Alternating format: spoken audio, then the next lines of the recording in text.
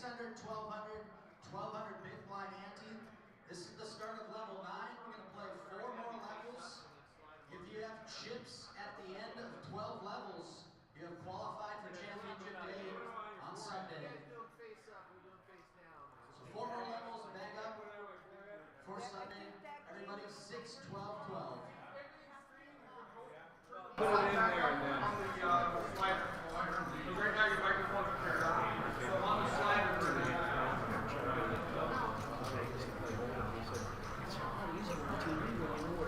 Hey everyone, welcome to the stream of Flight 1C of the Red River Valley Poker Championship.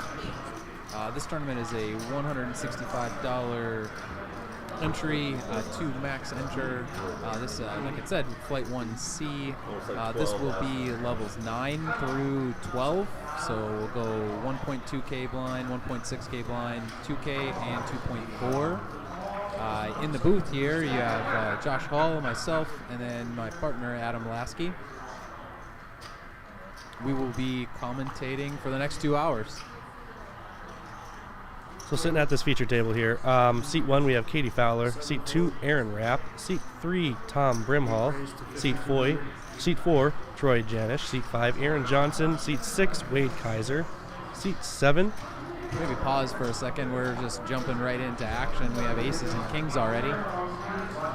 We'll come back to the lineup. So it looks like Patty came in for an open to 5.2K, and Rich is debating his action. Looking at these starting stacks here, Patty started with 38K and Rich with 34K, so there's a fairly good chance that these are all going to get in the middle here. Just a matter of whether Rich is to put them all in the middle or Patty does. So 1.2K, 5.2K is a little bit of a big raise, but it doesn't really matter when you have aces versus kings here. Almost always it's going to end up with all the chips getting in the middle. Looks like Rich 3-bet to 12.5K. It's going to clear the rest of the field out. Back to Patty. Just a decision whether she wants to go all in now or late. Looks like she's just going all in now. Anybody else at the table? Rich has the look like he knows what he's up against, but I don't think it's really going to matter. Again, this is a re-entry tournament, so if Rich calls and busts and he still has 1 entry left, he can hop right back in, either now or... Actually, registration is closed for this shift, so it'd have to be the next one.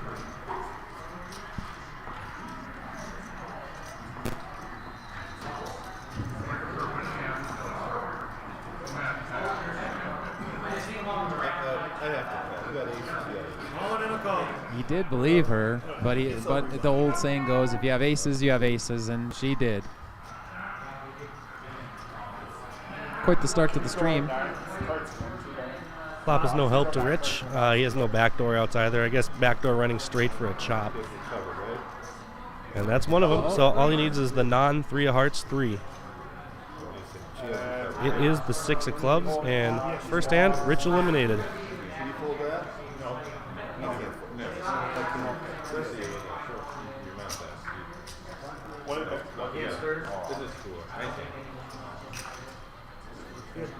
We're starting off this stream with a little bit of a bang here. So I think circling back, I guess I can...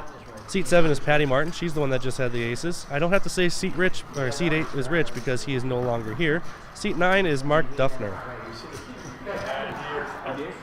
As players bust, they'll get filled in with more people. I think we had 90 registrants so far this shift, plus whatever late stragglers came in the last 10 minutes. Yeah, again, this is Flight 1C, so there's 4 total flights. 1A had 68 entrants with 17 surviving. Flight 1B had, I think, 93 entrants with 21 surviving. And then, so that puts us at about 38 going into Sunday, with 160 or so entries yesterday. I think we're at nearing 80 or so today, so we're near 250 total with tonight's last flight left. We had a pretty good stream earlier in terms of chat, so if you're on any of the social media, YouTube or Facebook, and you're watching, feel free to put chat up there. We'll see comments. Tell us how we're doing. Tell us who you're rooting for. Let's make the next 2 hours lively. So it looks like Katie opened up to 5,000 with pocket fours, and Tom came along with ace king, and now it's on Wade in the big blind with pocket jacks. He can choose to play cautious and just call along here if he wants to put it a 3-bet. It's up to him too. Looks like he's deciding just to flat. We're going to go 3 ways to the flop.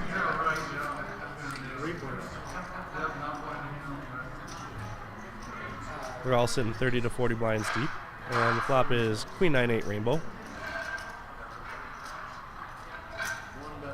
Wade is in the lead, but with an overcard. A lot of things can happen still. Looks like Katie decides to continue real small with 4,000 into about 16, 17,000.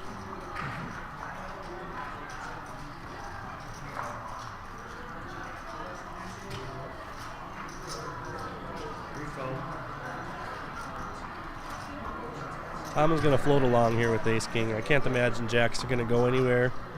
I would guess if I'm Wade, I'm probably not in love with this spot, but who knows? He does have a backdoor gutter there, so I mean, if he feels as if he has the best hand, I see him raising sometimes, but calling, he's getting 6-1, so it makes a lot of sense. Turn is going to be interesting. I mean, it makes him feel a little bit more comfortable jacks. Yep. If there's 2 queens on the board, means there's less chance that others have queens. And so if I have jacks here, I'm feeling a lot better than I did pre-flop, or a lot better on the flop, I should say.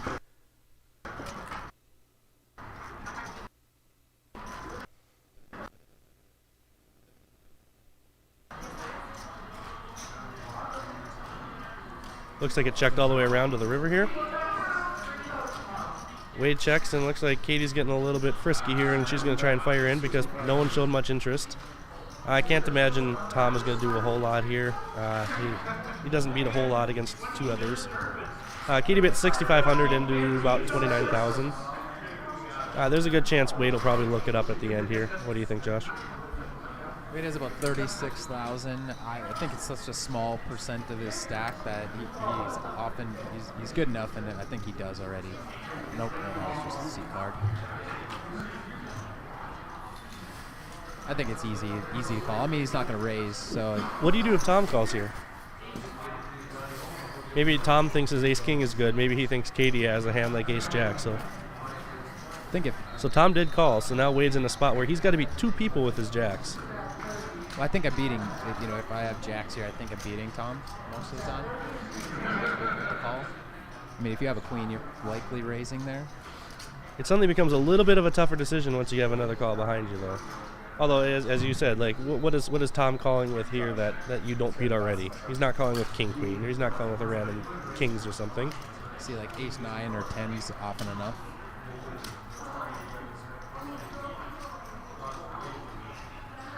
Couple good hands to start this stream here. And he did. It looks like he did call. It was a good call. He shows the jacks, and into the muck everything else goes, and it's a nice good pot for Wade right off the get-go. Just like that, he jumps up to 78K. Him and Patty basically, the table started off pretty low in chips, honestly, I think. There were no giant stacks. Like the last stream, we had Paul Johnson ending with 140K.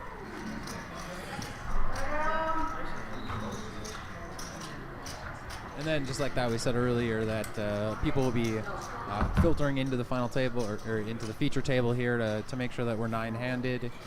Looks like Josh Dahlstrom has joined the stream. It's looking like he has about 100,000 even.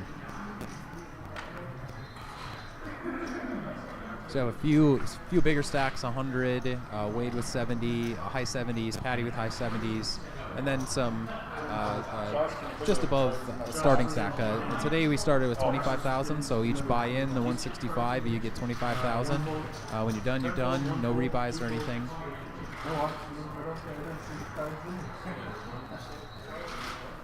Early plug here for some sponsors while we're seeing the early parts of this hand.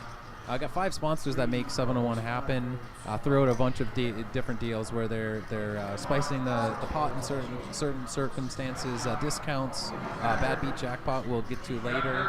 But that's Randy's, Taxi Lady, Subway, Eagle River Utility Solution, and Ambitiously Lazy.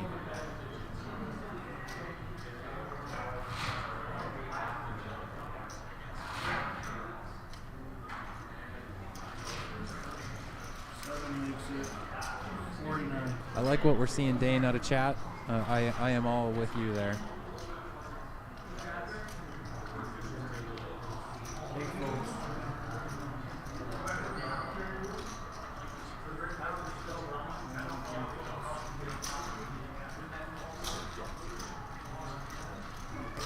Is that usually how it works?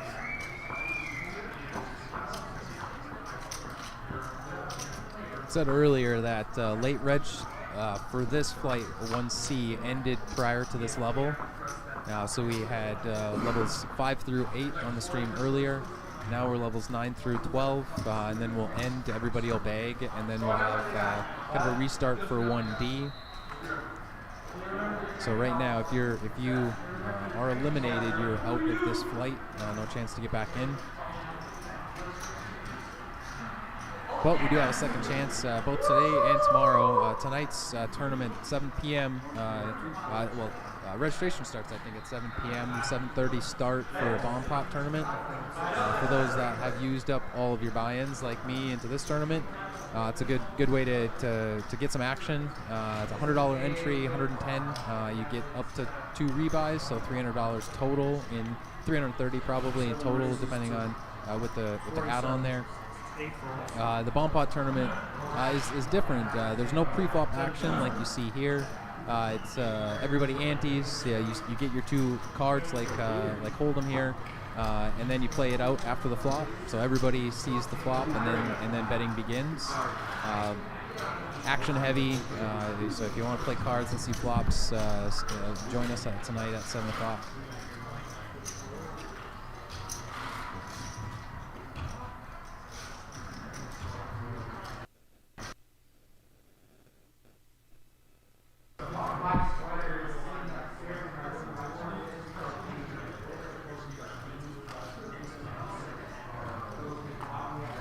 After having 2 big pots to start the day, it looks like hands 3 and 4 are pretty low key.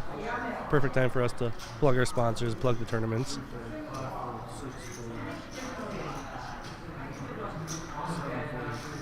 Back to the action here. Looks like it's folded all the way around to the blinds.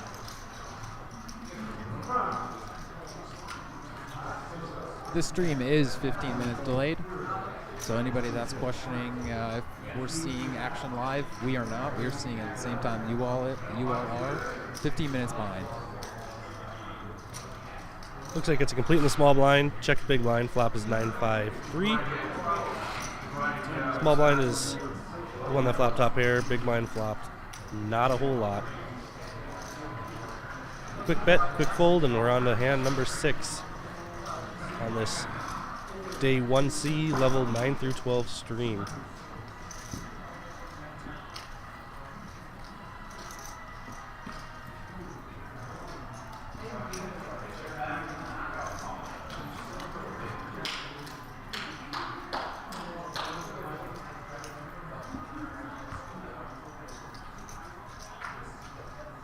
Given that there's a chance for people to re-enter one more time still, I wouldn't be surprised if we see chips go a little bit faster today than they're in the 1D flight, just because people are going to take their shots to build a big stack, knowing that if they bust, they can hop right back into 1D if they have a bullet left.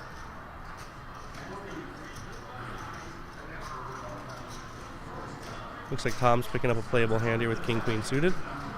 Under the gun, reaching for some raising chips. He makes it 3,600.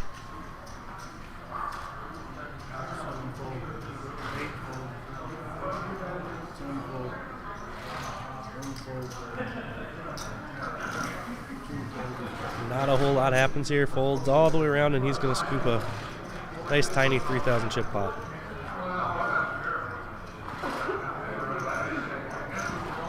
Given that he lost a couple pots early on, I'm sure he's happy just to get a couple chips back and get that taste of winning back in his mouth there.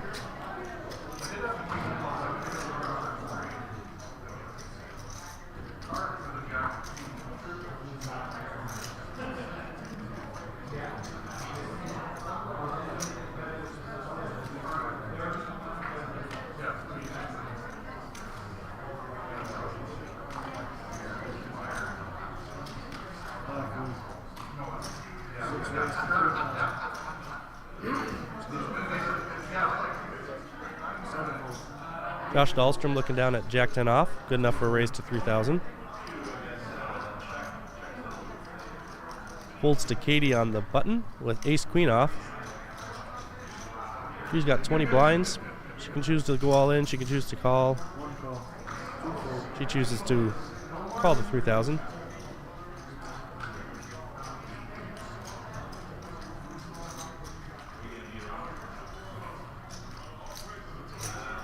Tom getting that big blind discount, chooses to come along with queen 4 off, and we're going to go 3 ways to the flop.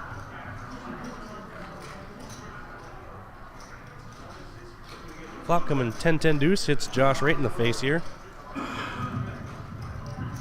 Instead of slowing down, it looks like he's just going to continue on here with a bet of 3,500. Quick call from Katie and a quick fold from Tom.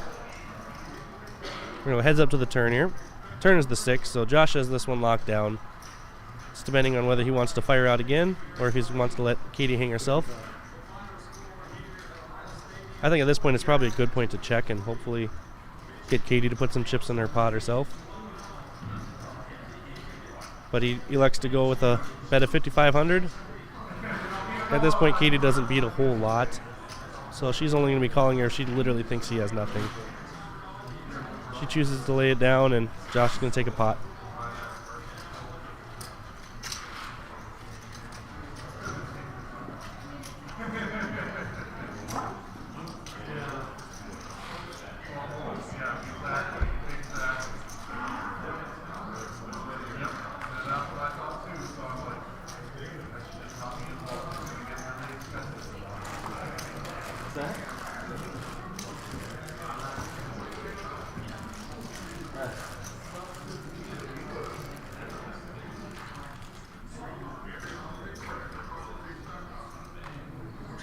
With the early action, Katie ends up being getting down into short stack range, 18K, about 15 big blinds.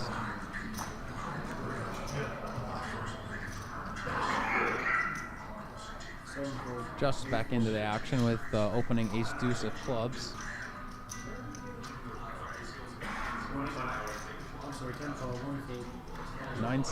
10 seed Mark calls with Jack 10 of diamonds.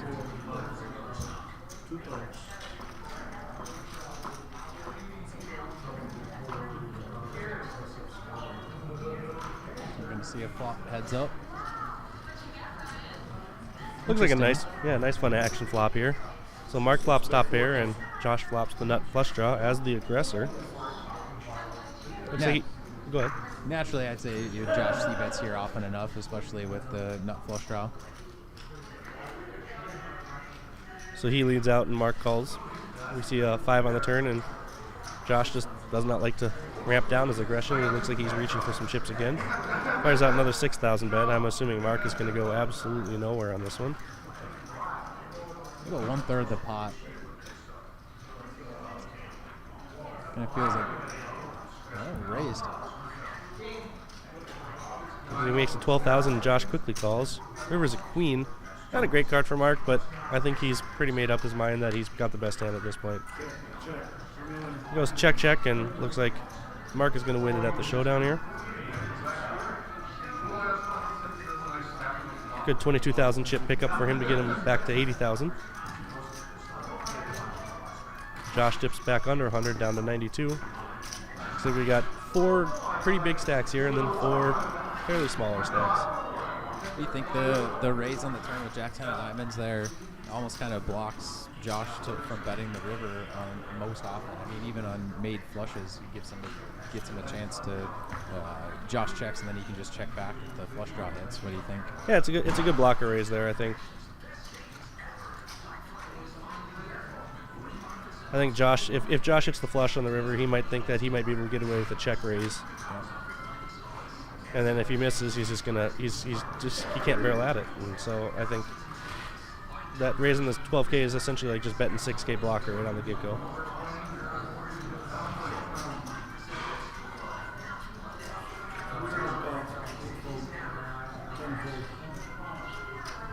I think we got a call from Wade with ace 3 of hearts. Same with Katie, queen 9 of hearts. Two fold, three fold. Nine fold. Six check. I see 4 ways.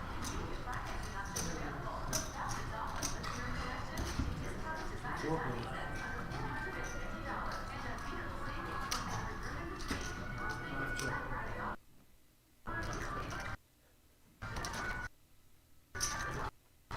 The flop is 6-8-8, so I don't think anyone really got a piece of that one.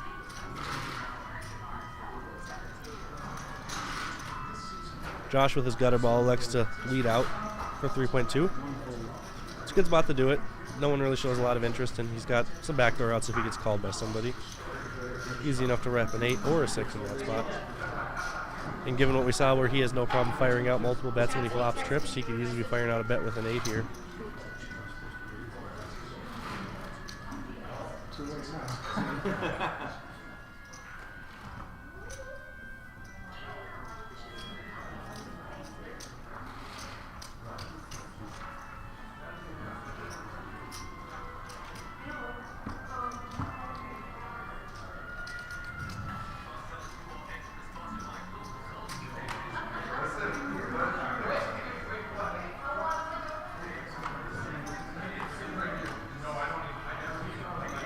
We got Patty looking down at pocket 8s under the gun here.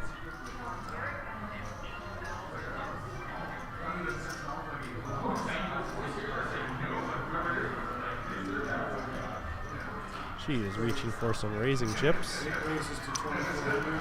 10 folds. and she flicks it back to 2400.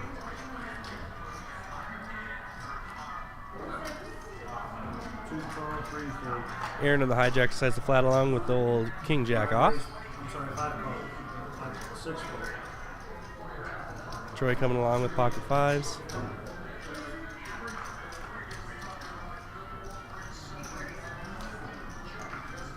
And seven fold. Wade getting the big blind discount decides to come along with 10-4 off. 4 to the flop. Queen 8-2, 2 diamonds. So Patty flops middle set. No one else flops a whole bunch of anything, so let's see. She fires off a big bet here. A good chance she takes it down. 12,000. 12,000 is a big bet, just over pot size. 2 fold. 5 fold. 7 fold. Whole bunch of quick folds, and Patty's going to take down this pot. Do you think that's a pot she should fire at, Josh? On it's a semi-wet board with Queen 8 of diamonds on there, 4 ways. Yeah, I think For Jim Bowman. it's hard for anybody to Queen call with 6-6, a gets pot the size piece. bet on that board without Ace on a the turn, draw. lock it And up. I guess full there's house. protecting over a draw there, but I'd probably like to see more Doubling towards through Jim Bowman. half or 2/3. Yeah, I think 6,000-7,000 is probably a good number to bet on this flop here. I don't really like checking it. I think if she's going to be betting a lot of her range, she should be betting again here. We got the Patty fan club rooting her on over there.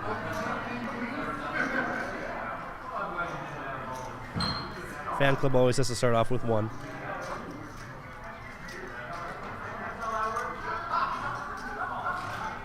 Ten makes it 2,700. 1 fold. 2 fold.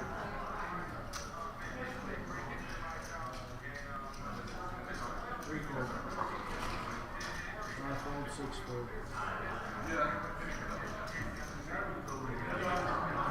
Looks like Mark opens under the gun to 2.7K with ace 6 of diamonds. Wade comes along, or Wade is thinking right now, looks like, with ace 10 of clubs. 7 call. He elects to make the call. Patty with pocket 3s in the big blind. I imagine she's going to stick around and try and set mine with her pocket 3s. 8 call.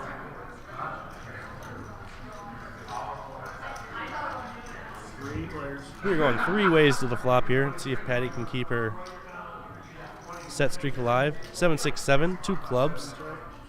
So Mark flops the best hand with ace 6, but Wade's got ace 10 of clubs, so he's got an over, 2 overs, and he's got the flush draw as well. Patty has the under pair, which she might think she's good with her pocket 3s here. Checks around to Mark. He's going to bet 4.5 thousand. Wade has a decision to make whether he wants to check raise here or whether he wants to just call. Josh, what do you think about that? Would you check raise here in the spot, or do you think it's better just to follow along? 7 call. Flush draw? Yep. Yep. I think following along. I mean, it's a paired board, so you already have to be kind of weary on that, and bloating the pot too much. 7 check. I think I'd favor call.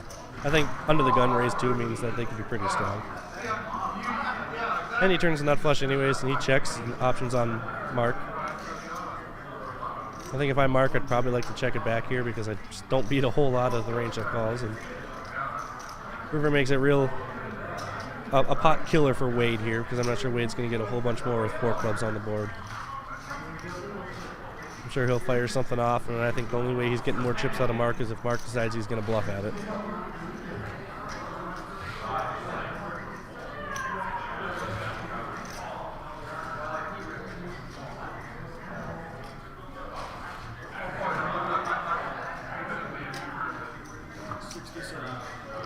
Wade bets about a third of the pot, 6,700. I think that's a good number. I think you're going to get looked up by a lot of clubs here. Unfortunately, Wade didn't have a whole lot of anything here, so Wade lays it down. Mark lays it down. Wade wins a good pot here. You said earlier that, the first stream, 5 through 8, everybody was just kind of plugging along. These last 4 hours were really going all the way up to the end of the day, which then you'll bag. So, each pot obviously is meaningful to get you a bag at the end of the day. I probably end up thinking that you'll get some individuals that will try to run up a stack here, especially if they do have that extra bullet, like you said earlier. And always when the blinds raise, action gets a little bit, obviously, pots mean more chips in the pot, especially when you just start with 25,000. That initial 25,000 is only 20 big blinds now.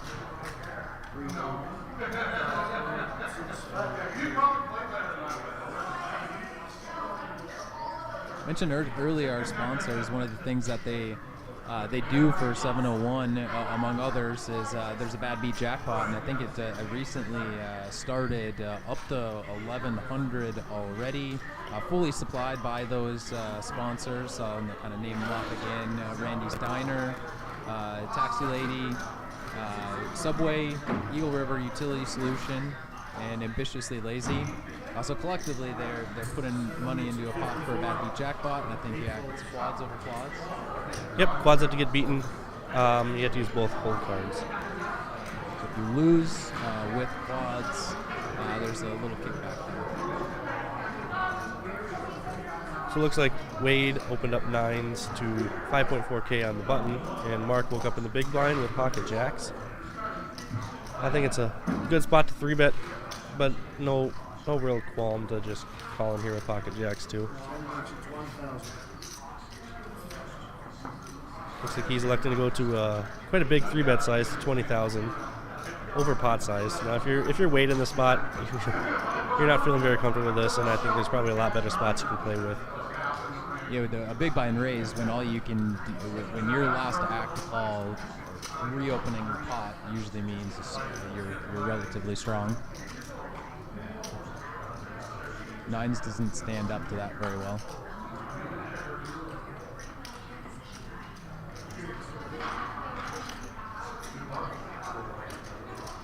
And they are 2 of the bigger stacks at the table, each starting with, I guess Mark at 50,000 and Wade covered. So this is effectively almost half of Mark's stack.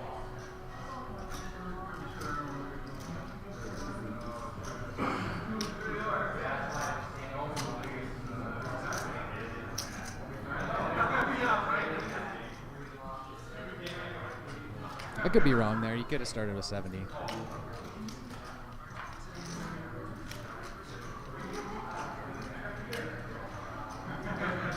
I don't think Wade can call here, so I think he has to be making a decision whether he wants to jam or fold. And jamming's just way too many blinds to be jamming here.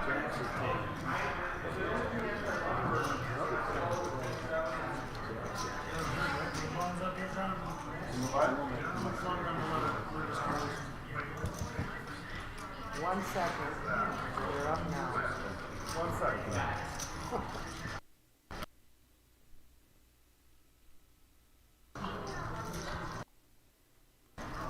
What's that? No, it's not. We're still we got one more hand in at this level, guys. Still the same level, one more. Probably coming up at the end of this first blind level. Playing 4 this 2 hours. Level 9 was 600 small blind, 1,200 big blind, and a Blinds up ante next, in the Dan. big blind, 800, 1,200. 1,600 big blind ante. And as you hear in the background there, 8, we will, after this 16, hand, it will go 16, up to and 1,600 next big blind. 7-fold, 8-fold. Alright, folds through. No one wants to play to the small blind with Queen 8 of diamonds. Mark has it.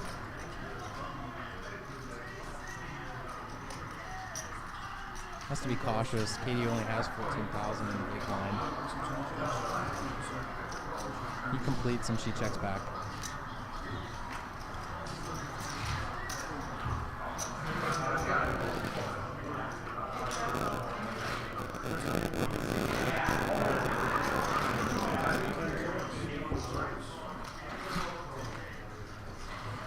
Flop Queen high. Mark decides to check. And turns to pair and then decides to check again. River's a full house. At this point, he's hoping that Katie has anything.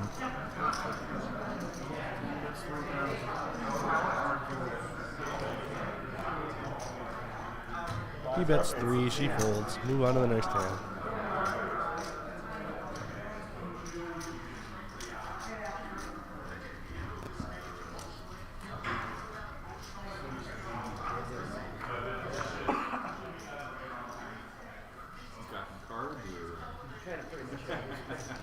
I feel like those are fun spots where sometimes you just want to bet, I don't know, double the pot.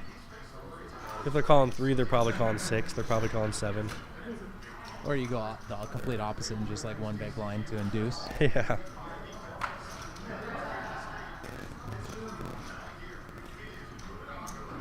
See in the comments someone rooting for the dealer. Yeah, we'd mentioned it. Much like you're talking about our sponsors, much like thanking our tournament directors and individuals who organize from a charity aspect. We wouldn't be able to have these tournaments without the dealers. I even think I'm pretty sure the dealer here today qualified yesterday in Flight 1A. Unsure of names. I'm not real great there. I don't think we're real great with names and faces, but I'm sure somebody in chat can look up and add who the dealer is and what his stack is from 1A. Checking the barrel. First one,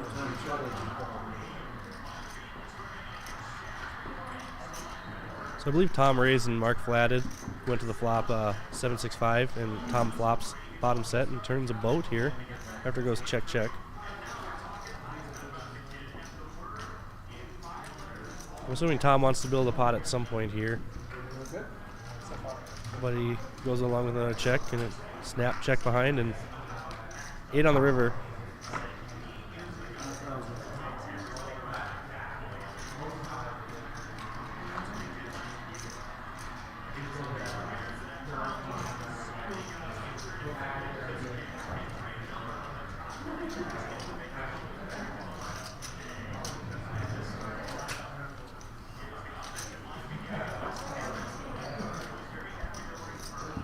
The flop started off with a lot of promise for action, but nothing materialized, and Tom ended up taking it down. I think we need to see more aces versus kings. I think this started off with such a bang, it's just going to go downhill from here, and now we need to start picking it back up.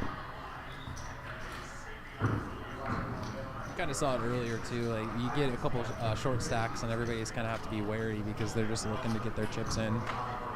1 seat with 13,000, 5 seat with 18,000. Blinds are 1.6, so effectively 8 to 10 big blinds are they're just looking to show their stacks in.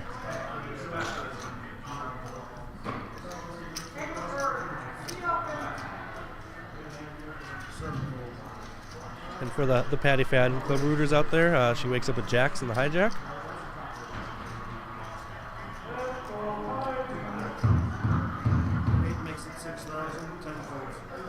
She opens up for almost 4x with 6,000.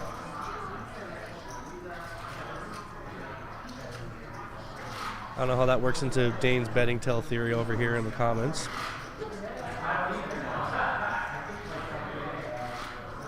Tom not looking real pleased with his Jack 8 suit in the big blind, and he lays it down, and Patty's going to win the pot.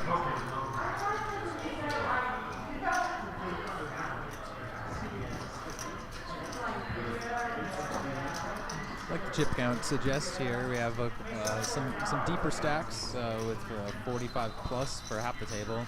And then you got on the smaller side the rest of the half.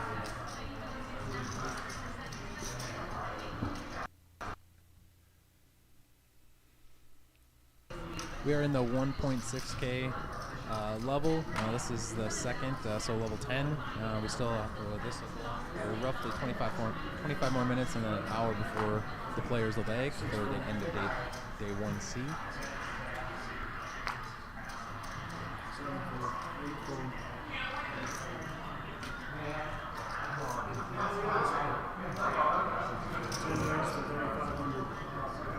A lot of love for the Vikings in chat as well. But it looks like Katie wakes up with a hand, aces, for her short stack to go all in. With a raise in front of her, too, so I'm positive she's going to get looked up here, just given that she jammed 9 blinds, was it? 10,000 more to call, and Mark has roughly 72 back.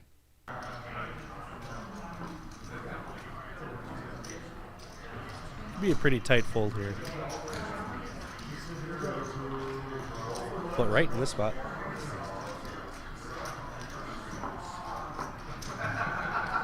Well, wouldn't you say Vikings will probably end up being on ESPN's top 1 or 2 rated teams after the Thanksgiving Day game?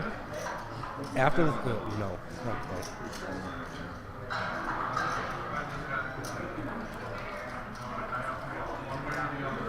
I don't think any Vikings fan would put them in the top 1 or 2, even before the Thanksgiving game. It looks like he did fold. So Katie unfortunately did not get her full double with her aces, or the full chance to double. If I were her, I'd be a bit disappointed with that outcome, just given that I jammed such a small amount of a raise. I'm expecting to get looked up with pretty much any 2 cards that raises there. But surprisingly, a disciplined laydown.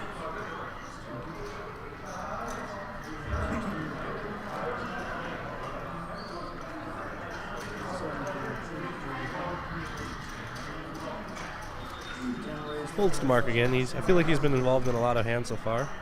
Yeah, just one better. Last time he had Jack 10 off, now he has Jack 10 suited. Puppy feet this time. Opens it up to 3,500, just like last hand. One player, Josh in the big blind, was 7-6 off.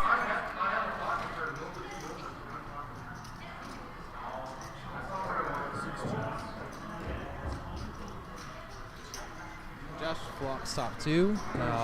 Very draw heavy board with 3 spades, a straight draw. 6 bet 6,500. 10 Bets and takes it down.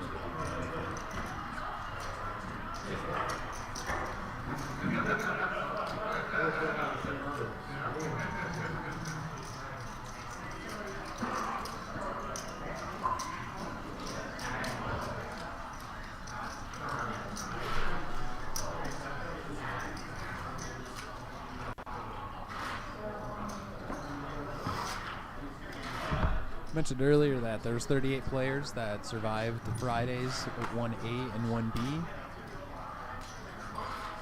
160 or so just a little over 20%. Before the fans, did you survive? No, I did not. No. That's why I said earlier, the Bomb Pot tournament tonight is exactly for me.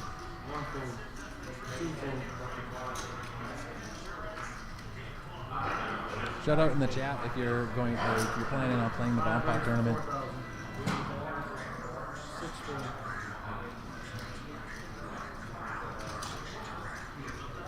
Troy, who hasn't been a whole lot of activity so far, he opened to 4K on the button with King 9 off, and no one in the blinds had much of anything to let it down.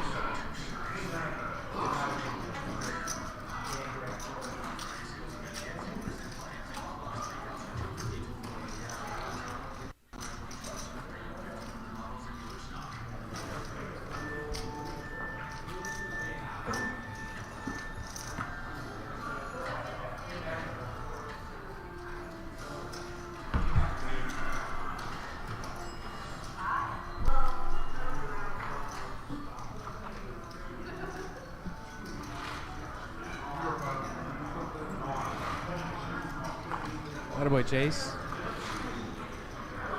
Look forward to seeing you in a few hours.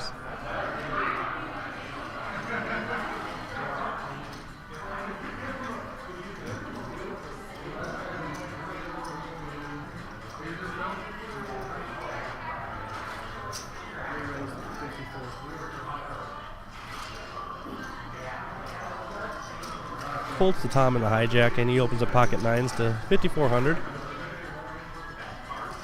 Troy comes along with pocket deuces. Both blinds fold and get out of the way, and we're going to go heads up to the flop. Nines versus deuces. Troy's essentially set mining here. I'm not sure there's going to be a whole lot he can continue with on any flop. Although a paired board is a good chance. So he goes check, check. So now if I have deuces, I might think I'm a little better than I was before. Turn is the hammer card, though, for Tom, because he turns the full house. He checks again, which is a good check, because now Troy's going to take this stab at it. I think it's a really good check by Tom here. Troy just bets 2,500 and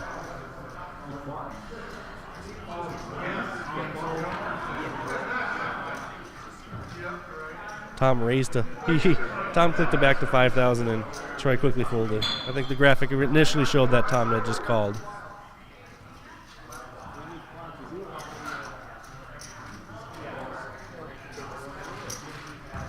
Ryan, 4 hours away puts you at 7:30 on the nose. The tournament starts at 7:30, so there's no excuses.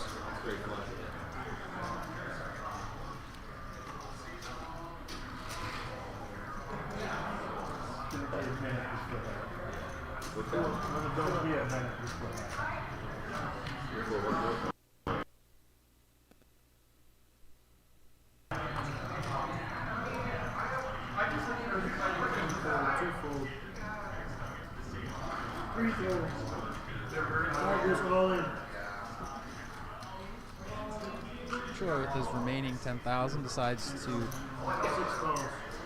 go in with ace queen. He will likely be sad with Josh falling behind with ace king, or potentially reopening. Looks like he does just call. Interesting spot with nines here in the big blind with Mark. I think I tend to just call here.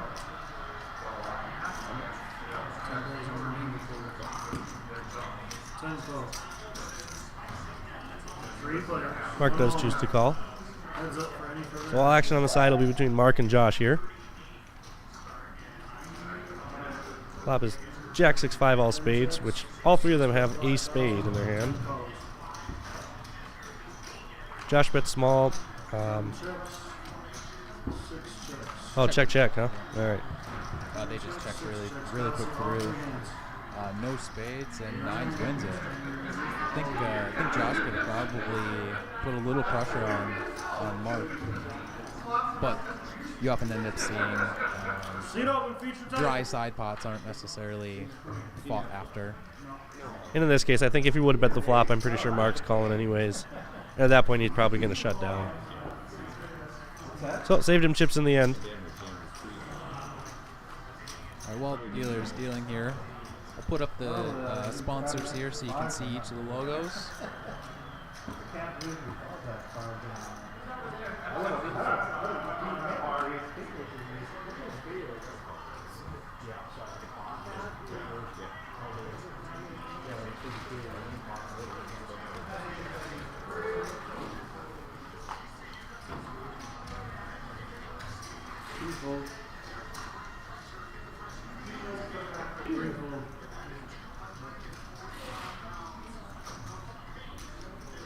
Raised to 3,700. Looks like Josh is going to open up 10-9 off to 3,700 in the hijack. 7 fold, 8 fold, 10 fold, 1 fold. Surprised that Mark pulled 10-9 of hearts though. Maybe he just realized he's been playing too many pots. I don't think that's ever stopped me before.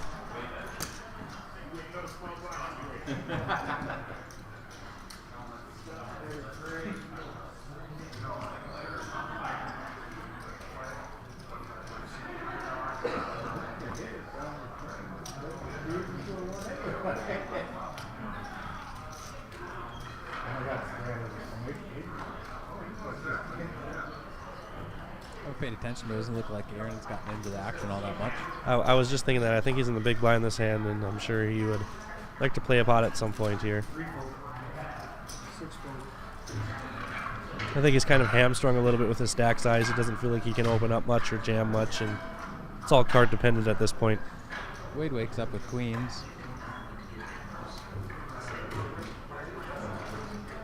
I think past time, so 7 makes it 69. opens it 8 folds. to 6.9. Maybe a little bit on the big side. A little over 4 times the big blind. Katie with just about 11 blinds in her stack. I think those are probably all going to go in the middle here. Aaron's going to sadly fold again. Wade will definitely call here, and we're going to go see it all in. Feature table. Nines against queens.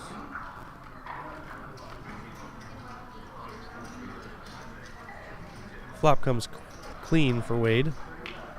Katie's looking for a 9, and now she is dead.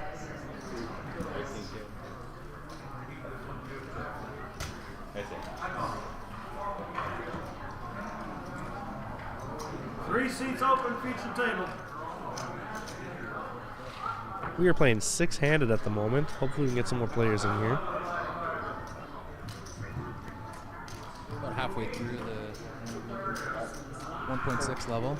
Looks like Jeremy might be joining us.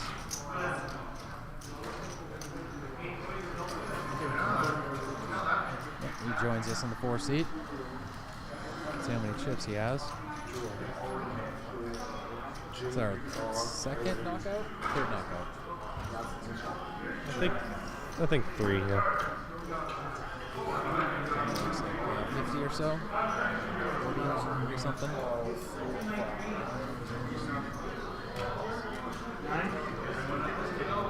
Or yeah.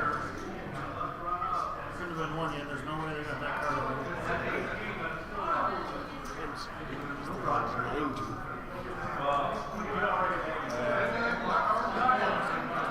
Looks like 35 for Jeremy.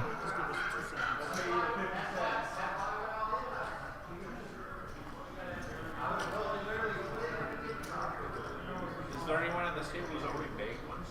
Mark, You ready, Jeremy? Yes. You got cards with me? Yeah, You want 9 by 5? on this table. Yep. Right Got now. 5 and 6 folded. Actually, 7 fold. 8 fold.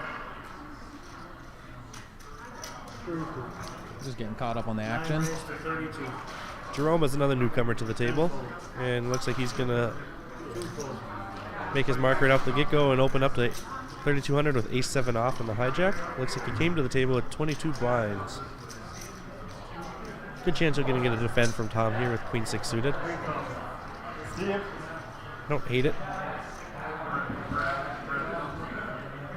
Yeah, you should probably be calling wide in the big blind, especially for just one more big blind. Especially suited. Flop comes a whole lot of nothing here, and looks like Jerome's going to c-bet and take it down. Easy check fold.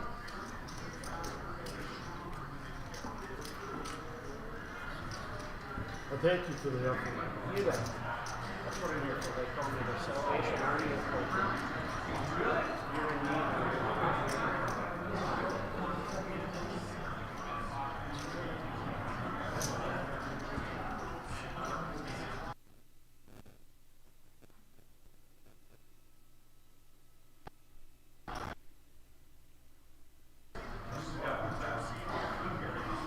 For those of you who are wondering, Sunday when they restart after the first flight and the second flight, average chip stack for the first flight was around 100,000 even, and then the second flight was around 110. So And the blinds are rolled back to 1-2 to start day 2 tomorrow. just a point of reference, so Wade has a little over 100, Mark has about 94, and then a couple other 80 stacks. So those stacks are getting near the point that we had yesterday of people begging chips. So it's like we were talking about earlier, where these last 4 levels are really where people make moves to get bags of chips. And about an hour and 15 minutes away. Looks like Josh opened up King 9 off under the gun and got called by both blinds. And the flop is 8-6-6, which isn't a whole lot of anything. Drew picked up a gutter, and it gets checked around. I think if I'm Josh there, I'm probably c-betting because under the gun ranges are usually pretty strong, that you can represent a whole lot and don't let a bunch of free cards come. But it turns out that it was checked through on the turn as well. Queen on the river gives Tom the hammer, and I think it's going to go check, check, check, and it did, and Tom is going to take this down. I bet Josh will probably realized he missed a bet there, but I think that 8-6-6 flop ends up being a good spot even for a check raise from them. It's just because their ranges should probably include those cards much more than turn and drop under the gun, right? Yeah, for sure. I personally am not a big fan of King 9 off under the gun. If you're going to play it, I think you should be a little more aggressive with it. I think some janky straights that turn the river on 8-6-6, so I think you kind of worked your way there. Yep.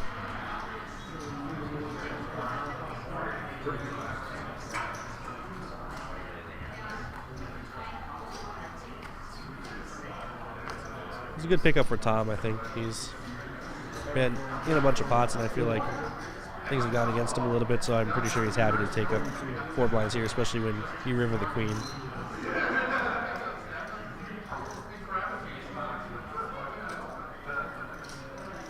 Jerome jumping right in, opened his first hand, and now he's back at it with Queen Jack off.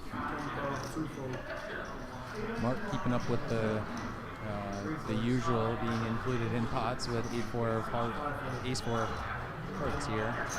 Calls him a hijack. And Josh is, of course, going to come along with Queen Jack off here in the big blind.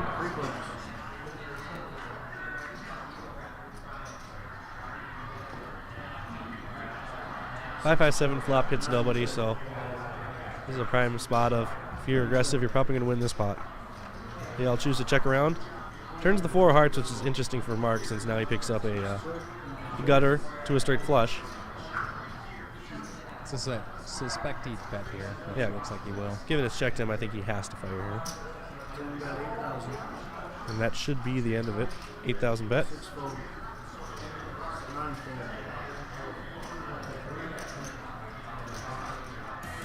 And you're just going to a commercial.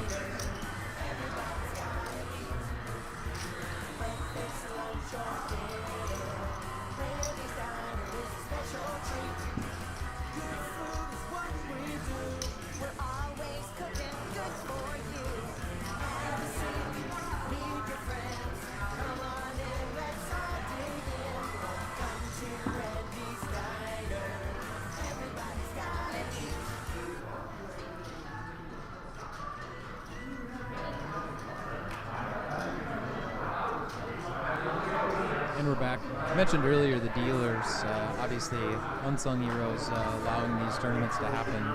But you're watching the live stream here, and just kind of behind the scenes. I heard yesterday, kind of one of the roles to make these streams happen is there's a runner behind that just kind of listening to the dealer call out action. So for you to get context, to see these hands, like right now we see. Looks like Aaron. First hand played here at the final table, or at the feature table, goes all in with his 20,000 with 5s. I think Tom is thinking about ace queen. It's not yet called, but folds. What do you think about that fold of the ace queen there? Well, I think since Aaron hadn't played it the entire time,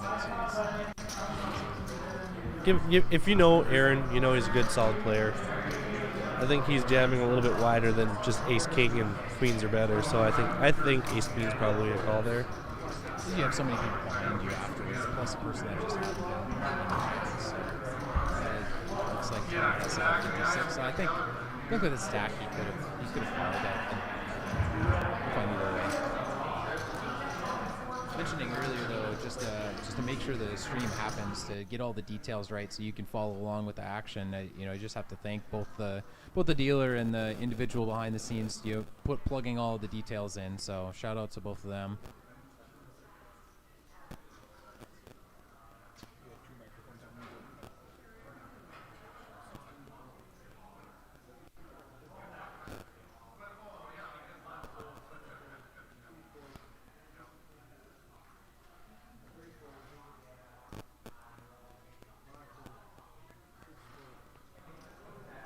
Action-packed folds all the way around to the blinds.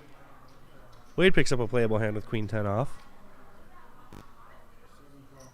He chooses to just call, and Patty will check her 7 deuce off in the big blind.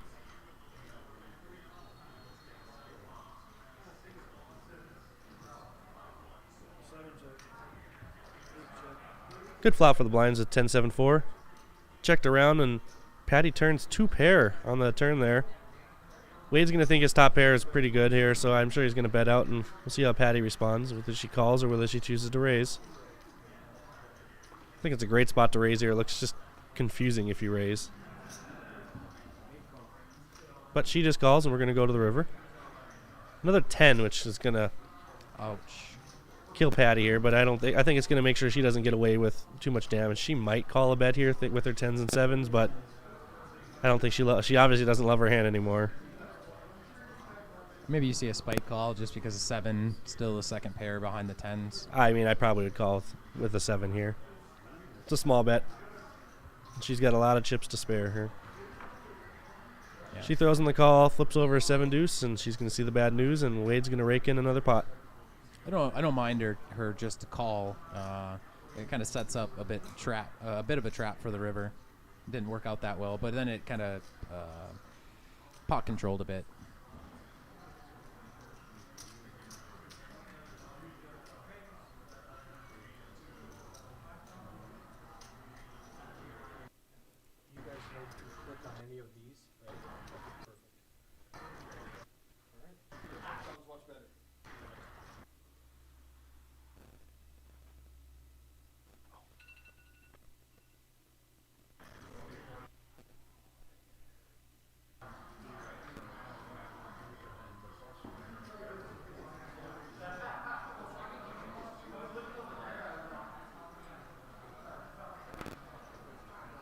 Kind of additional, anyone that's out there that's on the fence of playing the Bomb Pot tournament tonight, if you're looking to go watch college football, there's a big projector here in the main room where I think they have a football. I think earlier they had the Michigan Ohio State game on. So if you're looking to watch some sports while you're out, the Bomb Pot tournament would be for you.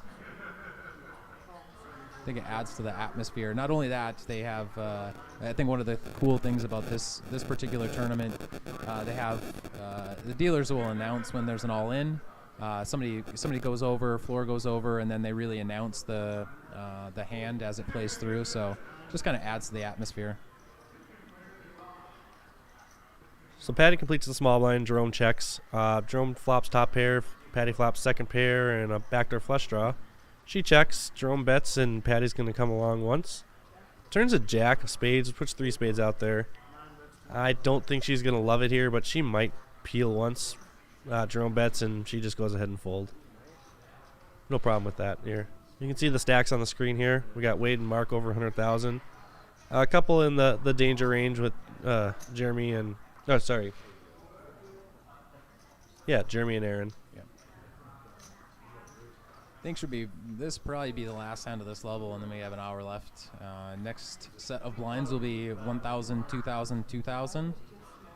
So just about 12 big blinds versus the starting stack. Started with 25,000. And again, for anybody that joined the stream late, this is the Red River Valley Poker Championship in West Fargo, North Dakota.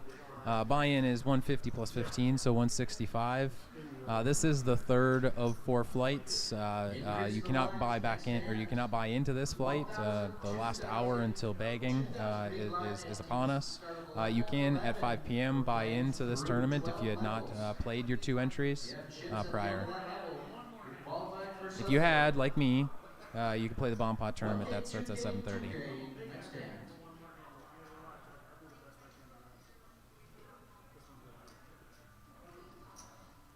Looks like Josh is waking up with aces here in the hijack. One advantage of playing a lot of hands is no one puts you on aces when you do have aces. He opens up to 3,500. Unfortunately, it doesn't look like anyone has a whole bunch of much. Did we get a call from Mark? And we did get Mark calling in the big blind with 10-7 off.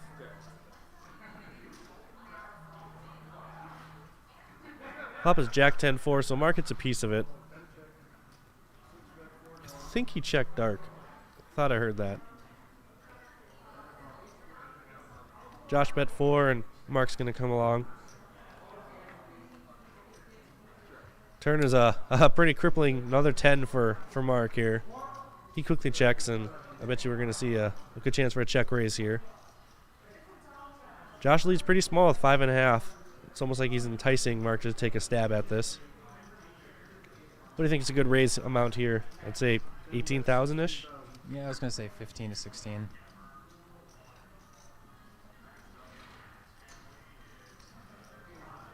He does make it 16,000. I do not think Josh is going to go anywhere. If there's a safe river here, I want to see Mark bet fairly big because I think Josh is going to be liking this pot a lot. I don't know if Queen's a great river for Mark to want to just bet huge at here. I could see a bet of, I don't know, 20,000 maybe. But if Josh decides to go all in, he bets super small, 12,000, gets a quick payoff here. Josh sees the bad news that his aces were cracked, and Mark's going to scoop a fairly big pot to put him at the table chip lead with 139,000 now.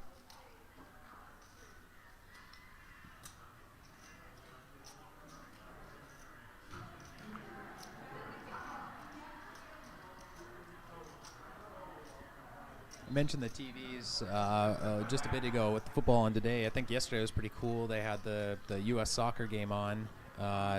Where's the spot Tuesday to go at them if anybody was wanting to watch the USA soccer? If you want to join up with the U.S. Soccer Support Group, American Outlaws call Sickies on 45th their home base, so show up at 1 o'clock on Tuesday. We have the whole bar area reserved. It's going to be a pretty good turnout for what should be a good game.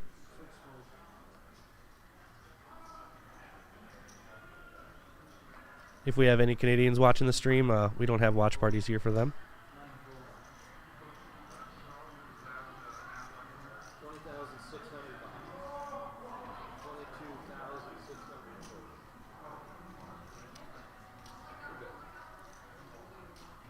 Mark completes the small blind. Aaron jams his stack with king queen off and takes it down.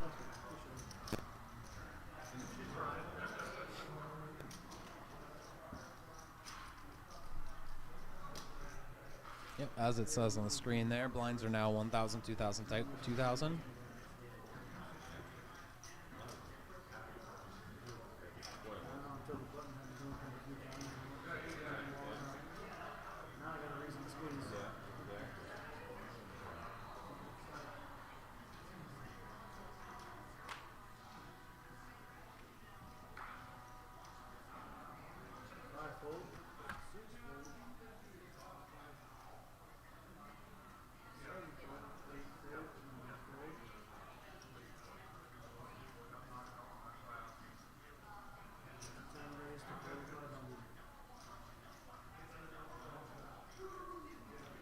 Folds to Mark on the button. You see his 9-7 suited. It's a fairly good hand to open up with, and he opens it to 4,500. Aaron just flats in the small blind here with ace-6. I think jamming probably is a better play here. With only 13 blinds to start there, your ace is going to be in good shape a lot. And button raises are so wide that I'd prefer to jam here. Turns out it was probably safe because Tom has ace-jack here in the big blind, and I bet you if Aaron jams, there's a good chance Tom comes behind. But Tom might fold his ace-jack here, so... Yeah, he did earlier with ace-queen to, Aaron shove fives. Oh, that's right. Yep. So now Aaron's put himself in a tough spot where he can't really win the pot. It's interesting flop here. Tom flops a double gutter, and Mark flops an open-ender.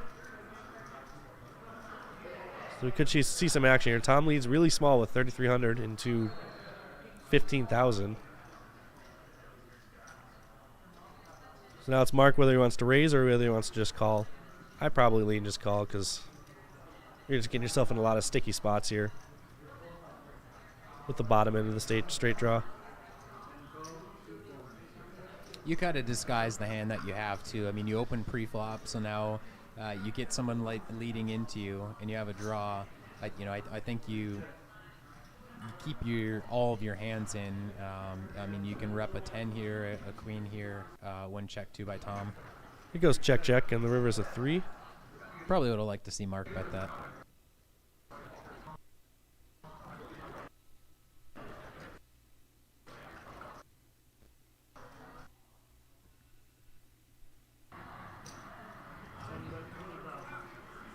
I like seeing Mark take a stab at this. It looks like he bet 20,000 into 22. There's obviously no chance for Tom to call here. That's just... I think it was a good size. It's just good recognizing the situation, recognizing that the chance that Tom has a hand here that's willing to call is just low enough that you can fire into it and hope you get away with it. Still probably a little to like that call or that bet on the turn. On the river, it ends up being more finalized, where say Tom has ace-10 instead of ace-jack. He's probably more apt to call even a big bet like that. I mean, I know we saw him fold ace-queen earlier, so maybe not so much Tom particularly, maybe versus other players. I think this whole thing changes too if Aaron just jams pre-flop. Yeah. I think at any point, one of the three of them could have probably won that pot.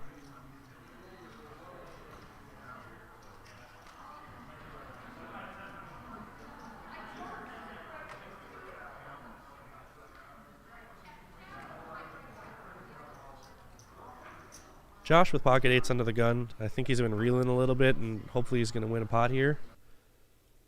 Opens up to 5.2K.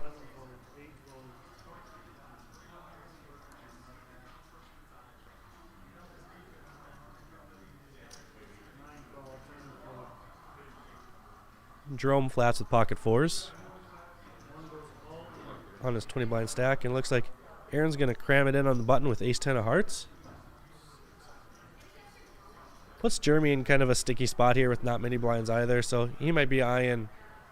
I don't know if he has the rebuy left. I think he played yesterday, so this might be his final bullet, so he might make a little bit of a tighter fold here. I think if he had a buy-in left, this might be a spot to stick it in and let it go. Are you talking Tom or Jeremy here? I'm talking Jeremy. I know it's on Tom right now, but yeah, I wouldn't suspect Tom calls fives here. no, I would guess Tom is probably going to dump the five here. Oh, I did answer that. I think probably Jeremy's snap folds, and then I don't know. I probably am not folding in Josh's spot. No, yeah, Josh is going to go with it here. And Jerome will not go with his pocket fours. Let's see if Aaron's patience pays off here.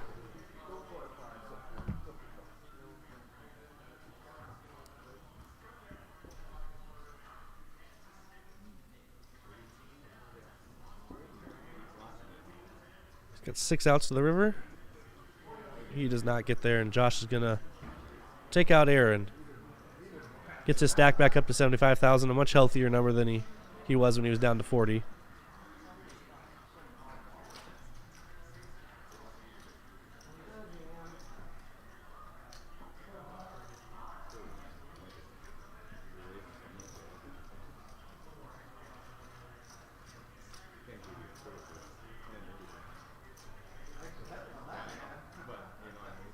Looks like we're down to 7-handed at the feature table here.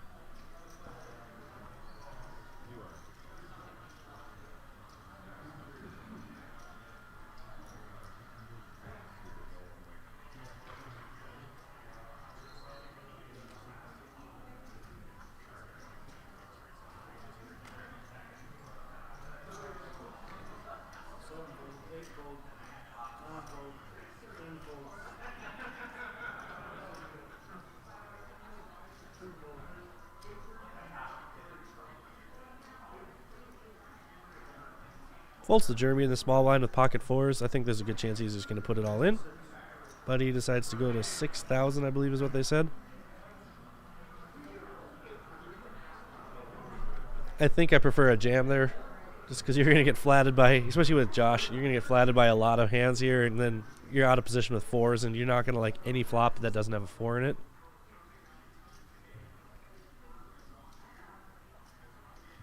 If you're Josh, do you like jamming here, or do you like calling? I don't know the reaction you're getting from Josh here. I mean, I think he's interpreting Jeremy a bit stronger. Looks like Josh went all in. Yeah. Jeremy folds.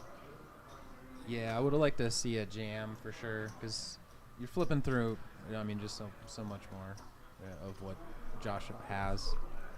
4s are just so valuable heads up, especially when you have 13 blinds. That I think it's a no-brainer. I think you have to go all in there.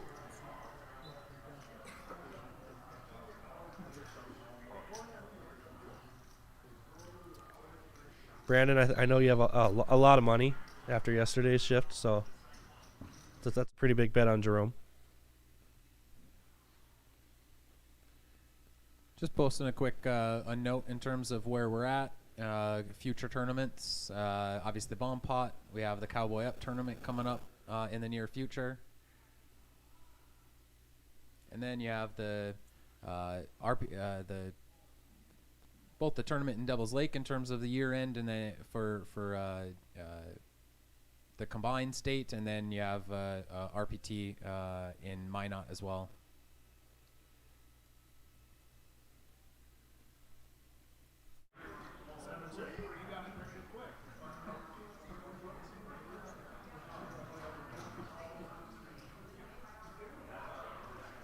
So we got Josh completing in the small blind with 5 deuce off.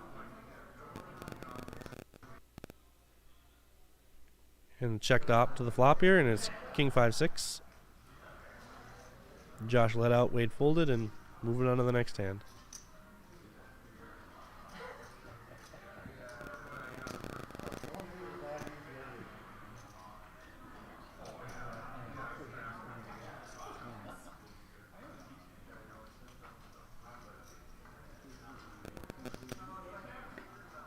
Yeah, you mentioned Brandon. I think yesterday you just didn't want to be in his way.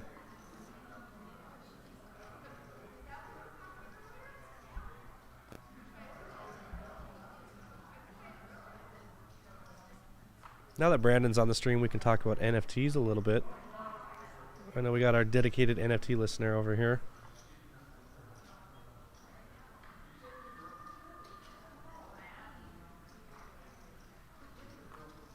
Then immediately the viewership plummets by 10. Look at that, we dropped 4 viewers in the next like 30 seconds there. We're weeding out the week here.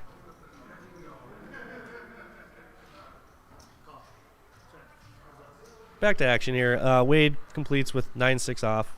I think Patty's probably just going to check it with the 10-3. Looks like she did. Heads up to the flop of Ace-Jack-4. Very exciting. Check, check. Turns a 9. Wade bets anything. Patty's going to get out. Looks like he's reaching, and this is going to be the end of this hand.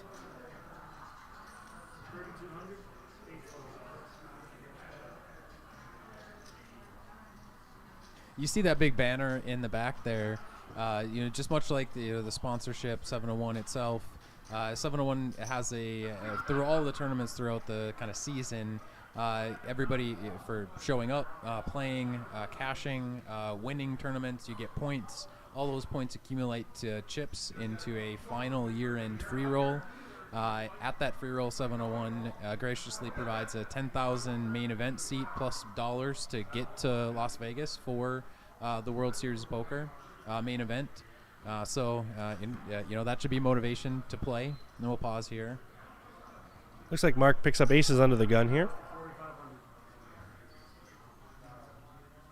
Raises to 4,500. See if we can get some action cards with someone else. And Jeremy patiently waited and got his queens now, and they're all going to go in the middle at the absolute wrong time.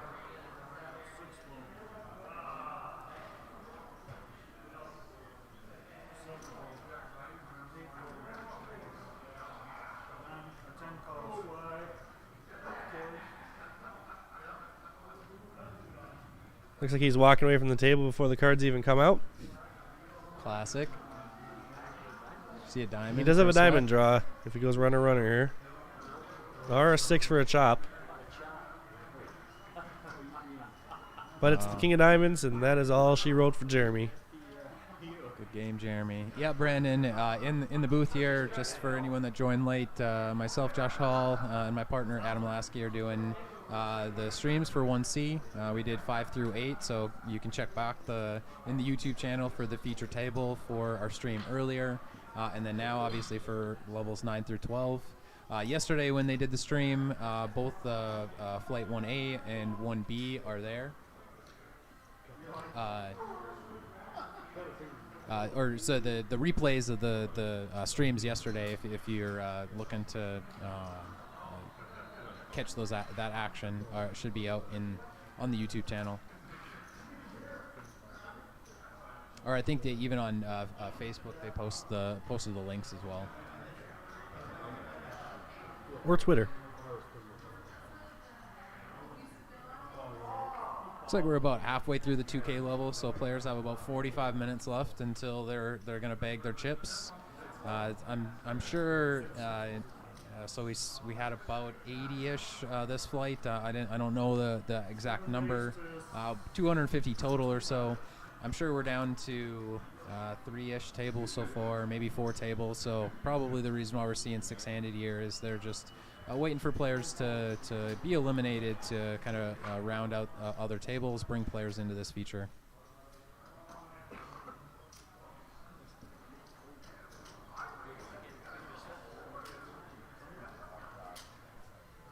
We got Sam joining the 1 seat.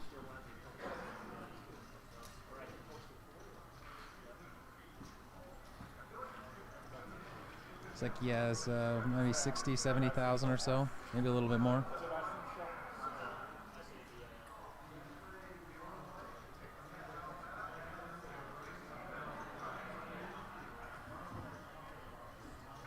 I'm not sure. I'm sure Mark, with around 172,000 here, probably has near the top, or at least top 5 stack. Oh, looks like Sam has coming in 1 seat with 65,000.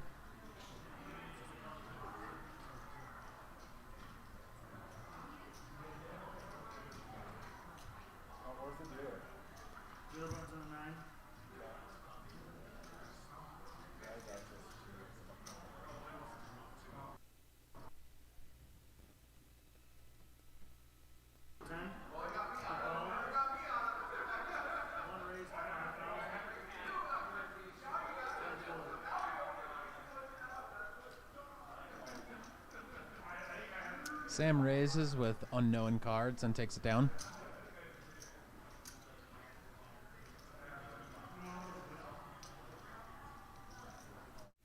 Quick plug to thank our sponsors. Mentioned throughout the broadcast here, 4 or the 5 sponsors that really play a role in making 701 happen, among the discounts on things, free items, and then obviously the Bad Beat Jackpot. You have Randy's Diner, you have Tax Lady, you have Subway, Eagle River Utility Solution, and Ambitiously Lazy.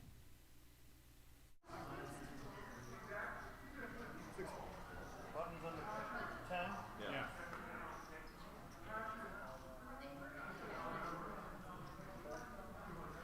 hold? Yep, 7 hold. 8 hold. Turn action back up.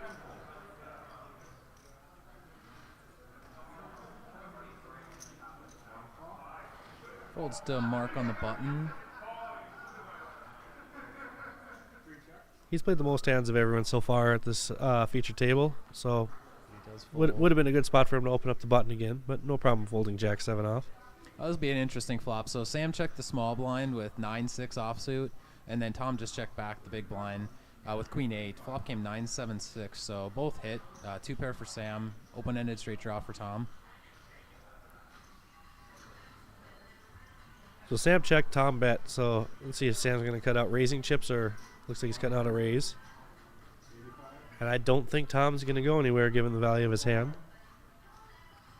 Ooh. Tom snap jams on him. I would imagine Sam's going to look at this. He's going to make the call, but that's a hefty jam. So he can jam 30,000-ish into 22,000. I really like this, though. I mean, Tom is generally snug.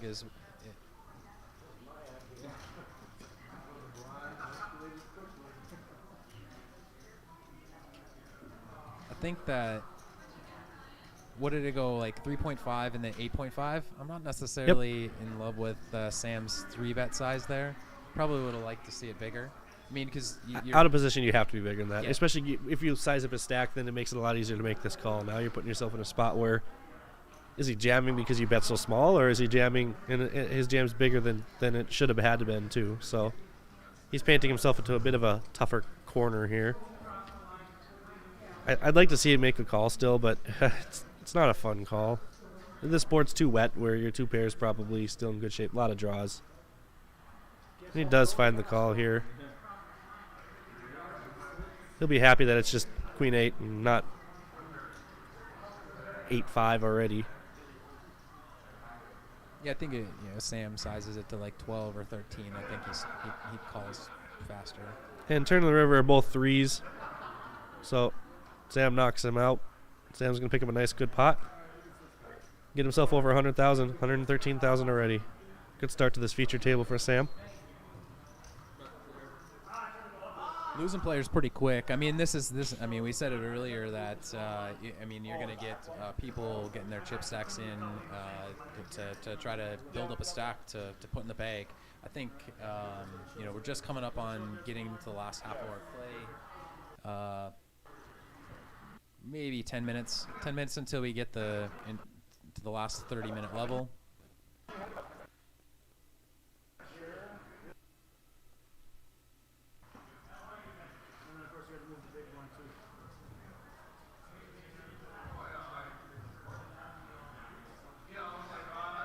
And with that, we had 6-handed, and we got a decent, fair amount of chips. Mark with 170, and then, like you said, Adam, Sam, and Wade both with 100, but still Josh with 80 and Patty with 63. So really the only short stack here is Jerome, and Jerome still has 15 or so blinds.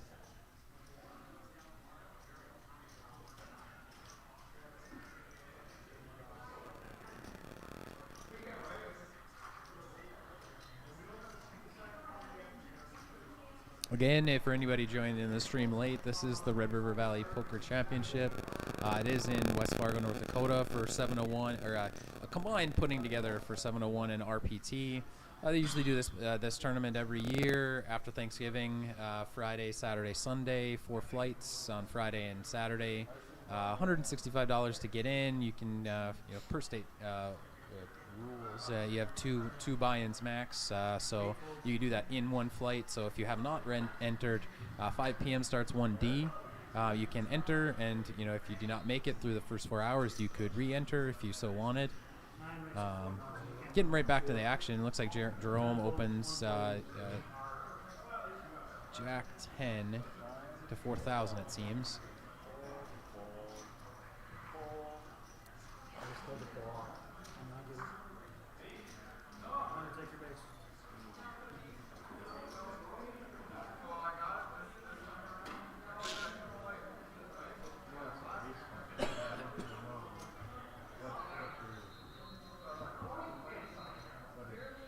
Wade's going to make a pity call here with King Deuce off. I don't think he loved it.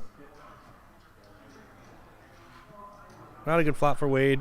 Jerome got a piece of it. I think this should be a nice check, bet, fold situation. Looks like Eric showing up. Maybe a 2 or 3 seat.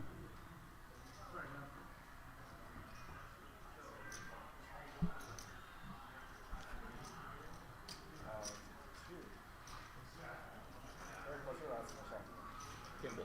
Yeah, MBA. Kimball is in the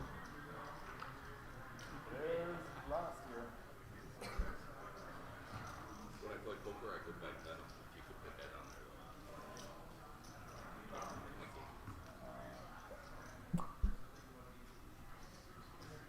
there. As mentioned earlier, that this is 1C of the Red River Valley Poker Championship. The last flight 1D starts at 5 p.m.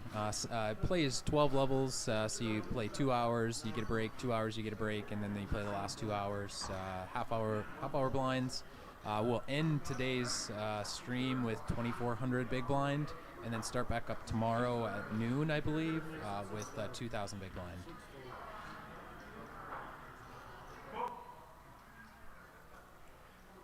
Eric, new to the table, comes right out with a raise to 6K with ace-8 off. Looks like he came to the table with 83,000. Patty's going to call with ace-7 of clubs in the big blind. Haven't heard her name in a while. I think she's been playing pretty snug. Flop is ace-10, 6-2 diamonds. So they each flop top pair. Might just be a battle of aggression here. He'll bet she'll call, and then if he checks down, she'll check down.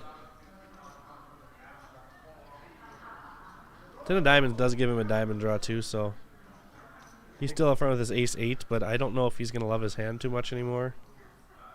It's a safe check behind by him. He's happy to go to showdown, and he's going to be even happier that she's going to show ace-7 and not win. I think she thinks it's a chop, but I think the 8 plays, right? Yep. Good first spot for Eric at this table.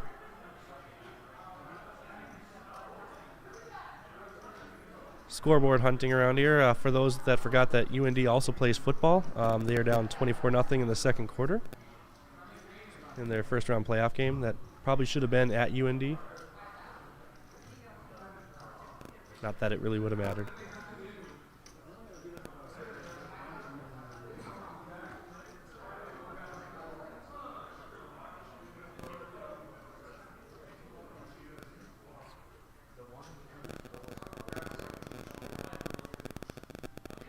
Got Mark waiting up with pocket 9s under the gun here. Definitely be a playable hand. See how much he raises it up to.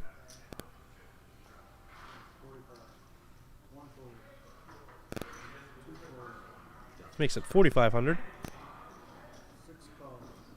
Holds to Josh on the cutoff with ace-8 off, and he's going to come along. Wait on the button with ace-queen has a couple options. He could 3-bet it here. He could flat. I don't hate either option. I think given it's an under the gun raise, I'm fine just flatting along here. Him and Wade are so deep too. I don't know if they, or Wade and Mark are so deep that I don't know if they would just want to get in a slinging competition here. Patty makes a kind of tight fold with ace-5 of clubs here. I don't like folding suited aces for that small of a raise with that many people in the pot already. Could be reeling a bit with the ace-7 the previous hand, though. That's possible. Flop is king, queen, deuce, so no one's going to really love their hand. Checks around to Wade. I wouldn't be surprised if he just checks it back because there's not many scare cards on the turn. I mean, I guess a jack or a 10 possibly. But he might choose to fire a little bit of a bet here too. If it does, it's probably going to work.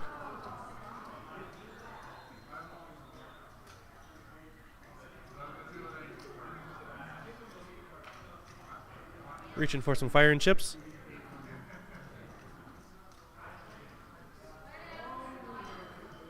Small bet of 5,800. And that's going to do the trick. Wade takes it down.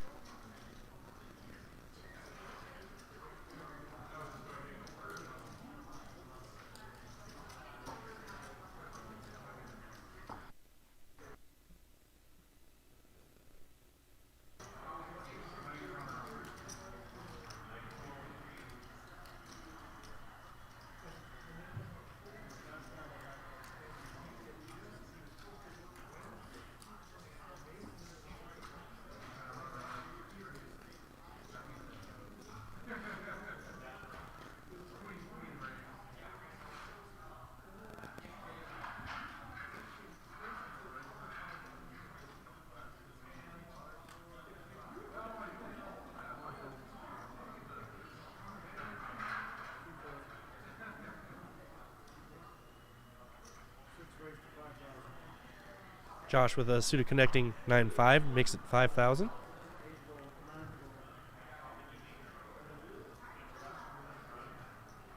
And all in pot table 4. All in player with 2 9s up against ace-10. And he's going to pick up the blinds and antes.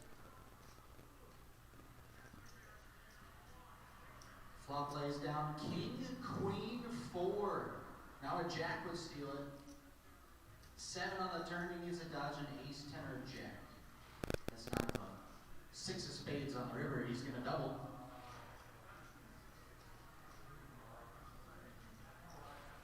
And the blinds are going up next hand, 1,200, 2,400, big blind ante 2,400, Hear the announcement in the background. This will be the last hand at the 1-2-2 level. Next hand will be 12-24 with the 24 big blind, and this will be the last level of the day. It'll be moving time for all the people out there. It's build a stack or else get ready for the next flight if you have an entry left.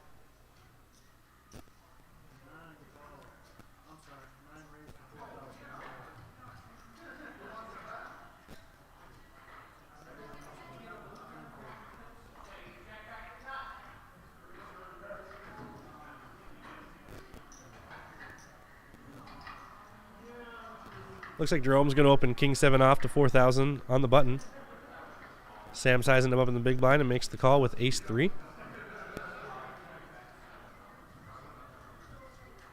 Among the hands that you can have in the big blind, I mean, this is easy to defend. Oh, for sure. It's also an easy jam if you really wanted to in this spot. Given Jerome's stack size of 16 blinds, I think, to start the hand. Sam's just going to float along here with Ace 3 to Jerome's C-bet, 6,000. But unfortunately for Sam, Jerome nails the king on the turn. If I'm Jerome, I probably would rather just check behind here. I'd much prefer Sam raise than call. I agree there, too. I think he takes it down often, way more often than he's going to win the pot just calling. I keep saying aggression pays off. Looks like we have someone else joining us here. A 3 or 4 seat.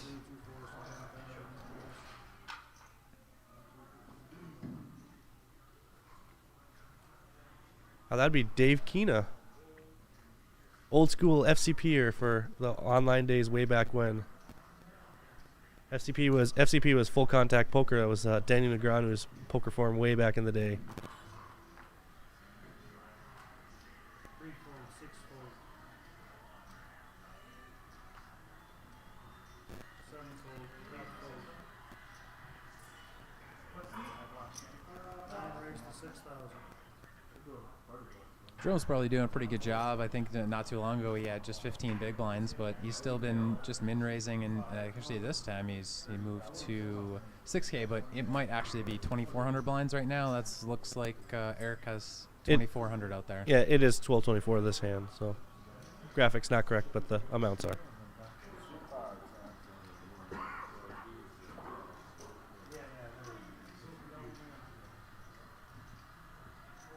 Sam opting to fold A7 off in the small blind this time. I think maybe he was a little bit burnt from the last one.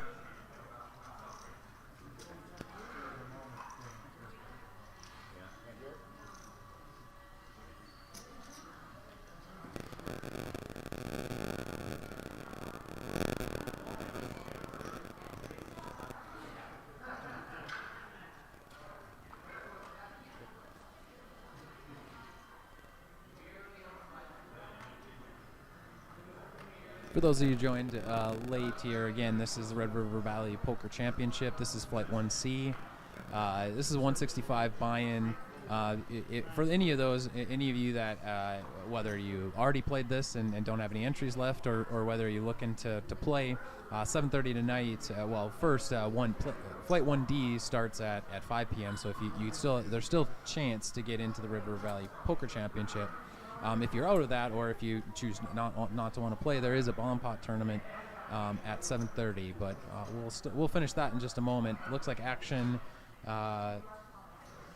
open with Sam opening Jack 7 on the button. Eric calling the small blind with Queen 10, and then the big blind folding. Flop 9 high. I'm guessing Eric checks and probably see a C bet here.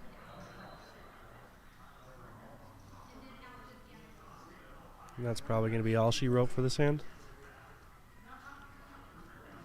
It's really hard for Eric to continue unless he wants to go for the check raise with air, but I don't think he has that one in him right now. Sure enough, he folds. So on top of the bomb pot, tomorrow, if you do not make day 2, you can play the Final Chance tournament. Registration's at 1 p.m. It's a $210 tournament for 25,000 chips. Late registration goes till 4:30. There's 30-minute blind levels, and at the end of registration, they go to 20-minute blinds, so it turns into a turbo. between that, the bomb pod, and these 4 flights here, it's a fun weekend of poker here in West Fargo.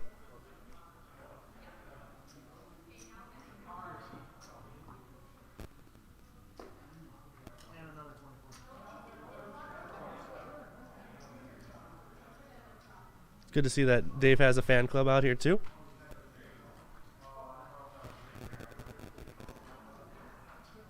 I think even Canadian Dane might be rooting for Dave out here. It's going to be some testing his allegiances with Patty. 6 fold. 7 fold. 8 fold. 9 fold. About 30 minutes level, 30 minute until we bag here. So last level. 10 raised to 55. 1 fold.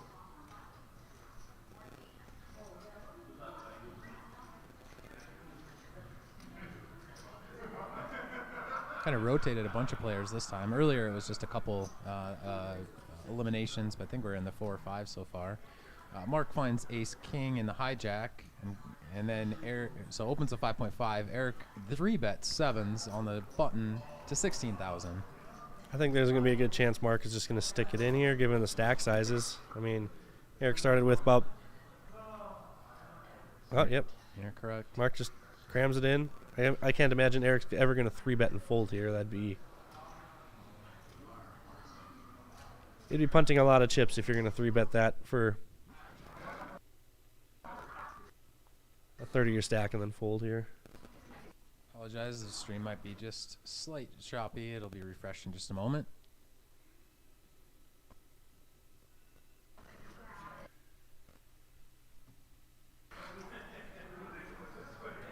And Eric does find the fold, and I don't know. I don't hate the fold. I mean, you still have 30 blinds. I think I was looking at the blind size and not the stack size, so I read it at 31K for some reason and not 31 blinds. So apologize for that one. Yeah, 3-bet to 16K, and when he's got another 70K behind, that makes more sense to fold. Yeah, quite. We'll show the chip stacks here, but quite. All right, there we go. So we have 3 stacks in the hundreds, and then several in the 50 to 80 range. So probably look at the smaller stacks, the 24s, the 46s, 42s, to probably look to find a spot to get their chips in to double up. And then you obviously have the bigger stacks that are looking to bag.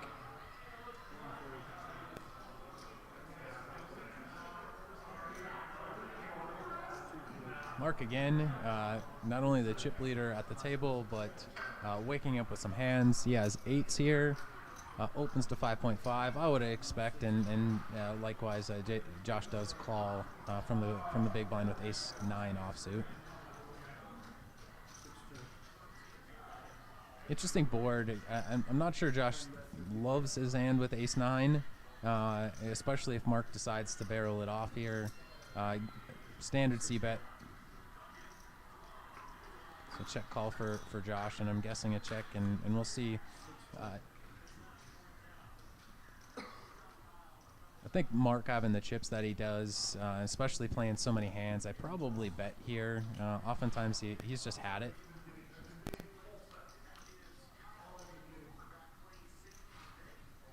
Not exactly sure the idea here. Probably blocker of sorts, and then so Josh bets like 85 or so, and then gets a snap fold. I don't hate the blocking bet on the river, but I don't think you're ever seeing that for a value for a queen there, or even a flush draw. No, not really.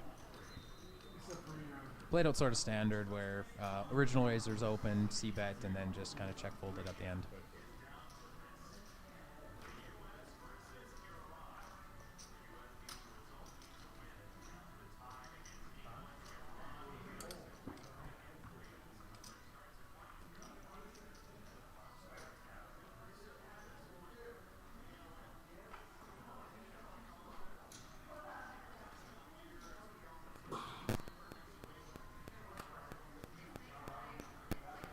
Patty waking up with ace king here under the gun. And her fan club cheers. Yeah. Call again. Sorry. 8 raised to 6,000. She makes it 6,000, 2.5 times the big blind. 6,000. Seat 8 pays to 6,000. One fold, two fold. Three fold, five fold.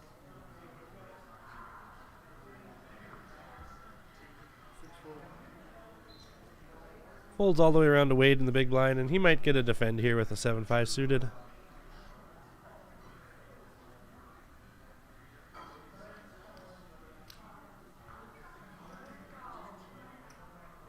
She doesn't have a ton of chips, so he might not see as much of a value in defending with 7-5 here.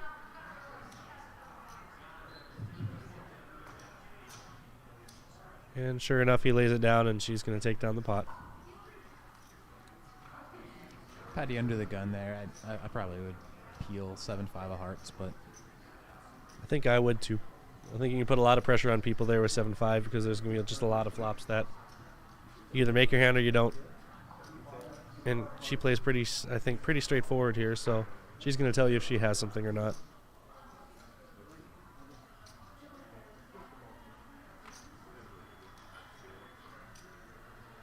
do have a full feature table right now, 9-handed.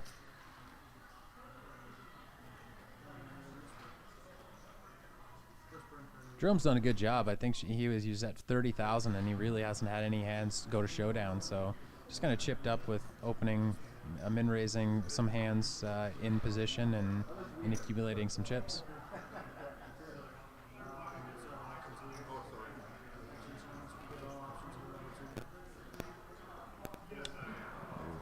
Guessing that Jerome opened and then Mark called. Well, Mark put in chips out of turn. I think he put a call in out of turn, and then Jerome raised, so Mark had to take his bet back and ended up just folding his queen nine. So Jerome opened a 2.5x. Eric's gonna flat his sevens. Opts to not 3-bet like the last time.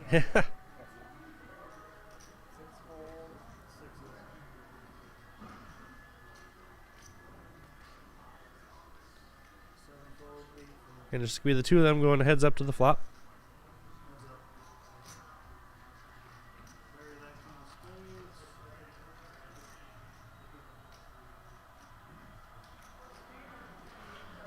Jerome didn't flop much, but he was the pre-flop raiser, so it could be in his favor. But he chooses to check, which is going to give Eric the opportunity to take a stab at this with his pocket sevens. I don't know how much Jerome wants to continue on position at this point now, so there's a good chance he's just going to check fold. Yeah, I think not c-betting. You just have to give up. Quick plug for our sponsors. I think we got just maybe 15 minutes left of the stream. Just going to put them on there. Obviously, special thanks to All Mall.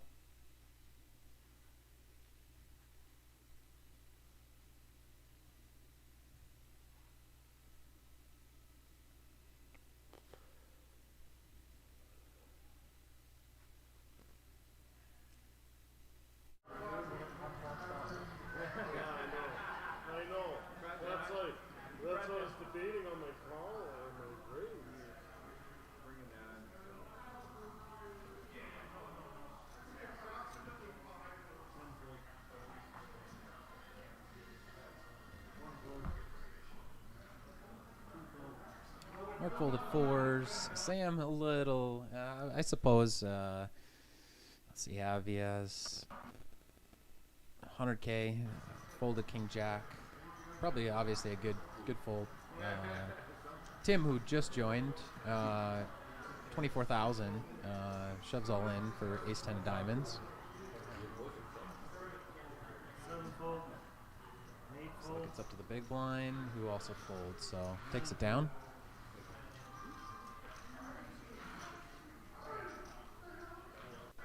You said Sam had King Jack, right? Yeah. Let's say he opens to 6,000 and jam for 24,000. Does he have to call this King Jack there? Yeah, I think so. And I guess we maybe missed Tim joining that only had 24K. So I think folding King Jack, not wanting to raise to call it off makes sense. If it was more later, I mean he was under the gun too, so he was still early. And I think that's game flow related too. Sometimes I'm folding King Jack there, sometimes I'm opening and just kind of just going along with the flow of things here. And yeah, Sometimes King Jack looks like aces.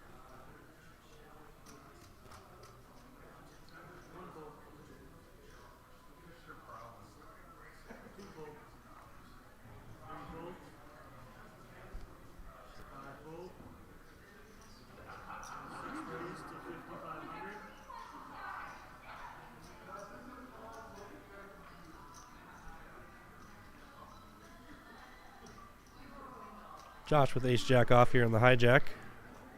More than likely going to open for a raise. Looks like he made it 6,000. That's my guess. Seeing 2 chips there. That looks like 5,500. Okay, and then Wade wakes up.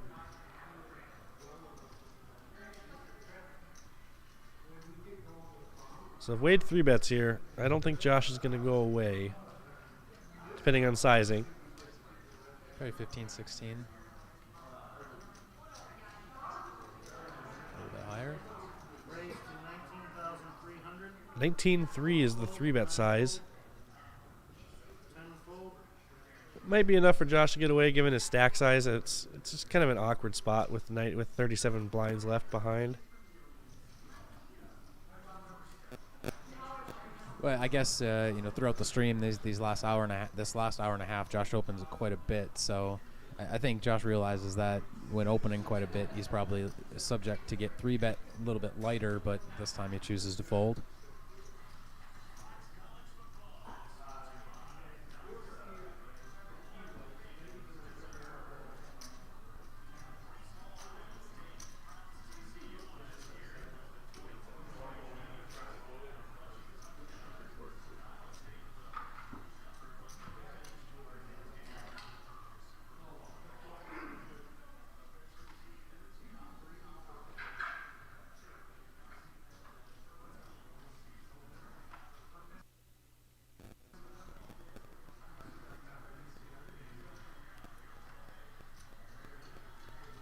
Eric looking at it. Deuces under the gun here.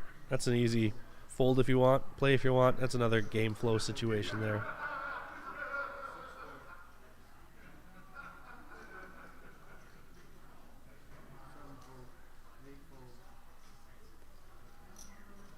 Folds all the way around to Jerome on the button with ace-7 suited. He chose to make it 6,000. Quick fold, and he's going to take this one down.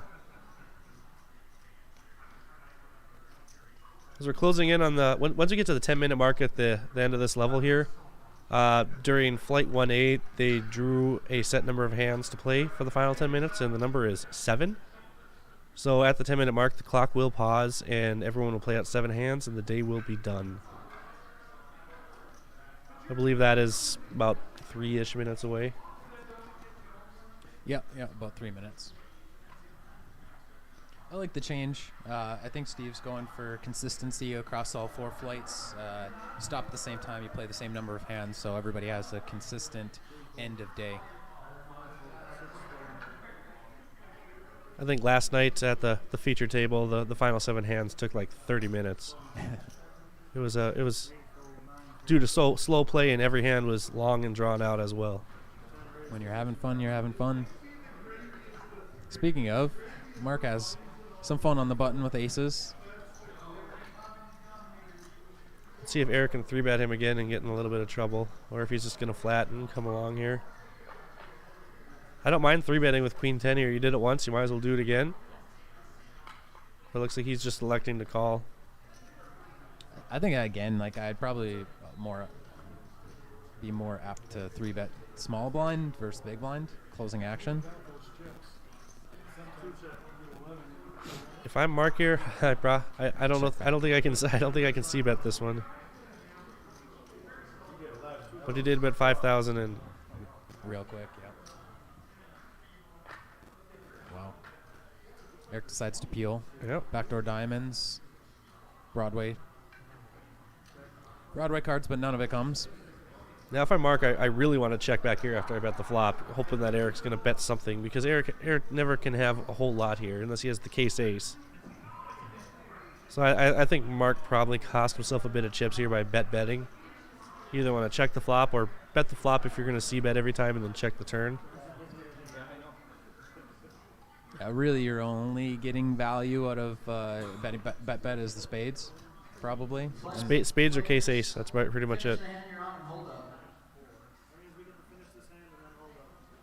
And here, I think you can hear the announcement in just a moment in terms of what we were talking about with the last number of hands.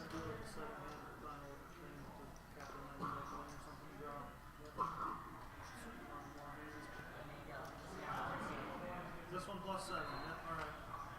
So there's going to be 8 hands left at this feature table. This one plus the final 7 hands for the final 10 minutes. And then we will bag up for tomorrow. We drew 7 hands in flight A. That's what each flight ended their flight with, 7 hands. This is your first hand. Shuffle up and deal. Not our first hand. We were already shuffling. Our first hand was when Buck Spencer. Over the bonus round. Not a whole bunch of active hands so far. Folding all the way around to the dealer and Sam, and he sees a playable hand with 10-9 off. Given his chip stack, perfect time to take a stab at this. Opens it up to 5,500. Eric will come along with his pocket 3s, and Dave Kino over in the big blind. If you wanted to get frisky, it's a good spot to get frisky and jam with Queen 2 suited here, but you could peel it too. It really, there's a wide range of things you can do. He chose to just call and see 3 more. 3 to the flop. 4, 6, 3, 2 diamonds. That's a pretty action flop for Eric and Dave. I can't imagine they're both gonna get the chips in here. Yeah, I'm guessing. Yeah, it looks like Dave already. Dave put 'em just in. hoping crams, and Sam's gonna get out of here right away, and Eric's quickly calling. Eric checked that, right? Yep, Eric Yeah. checked. So Dave needs a 5 or a diamond. Did not get it with the King of Spades turn, so he needs a 5 or a diamond, but not the 4 diamonds. And he did not get there, and Dave is going to get knocked out just before the final 7 hands. Good pot for Eric here to end the day. That's going to get him all the way up to 121,000. Seat open, feature table.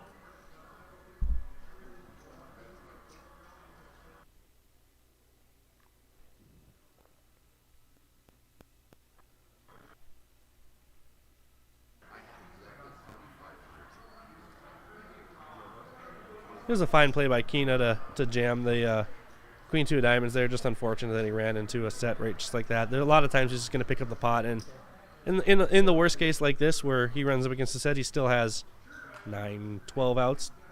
So Yeah, in absence of picking up a hand pre-flop, I mean, that's as good as you can hope. I mean, if you're not likely putting chips in beyond that, I mean, beyond a paired board, just flopping a flush draw, you know, you probably shouldn't call pre-flop then.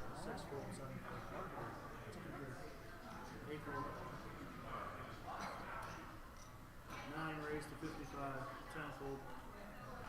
Jerome opening up King 9 off to 5,500. 2 fold.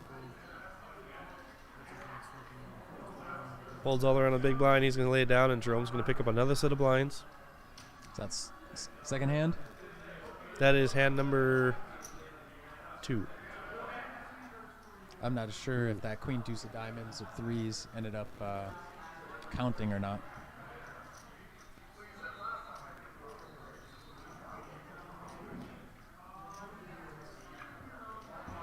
About 5 hands left, so stream's almost coming to an end. You know, again, right, this is the Flight 1C of the Red River Valley Poker Championship. You know, if you're looking to join and interested in playing, 5 p.m. is the start of the Flight 1D, the last flight, to get into a chance to get into Sunday. Fold, 9 fold. 10 fold.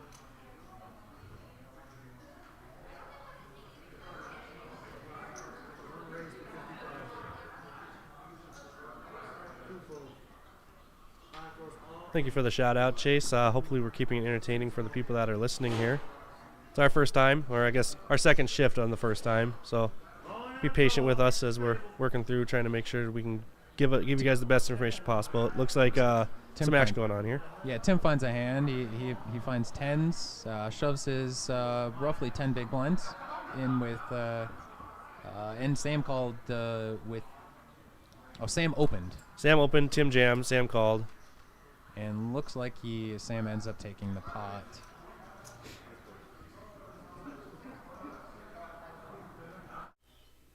It's going to boost Sam up to over 100,000 as well. Well over 100,000, 129. While that hand gets cleaned up there, just final thanks to all the sponsors. Make the tournament happen.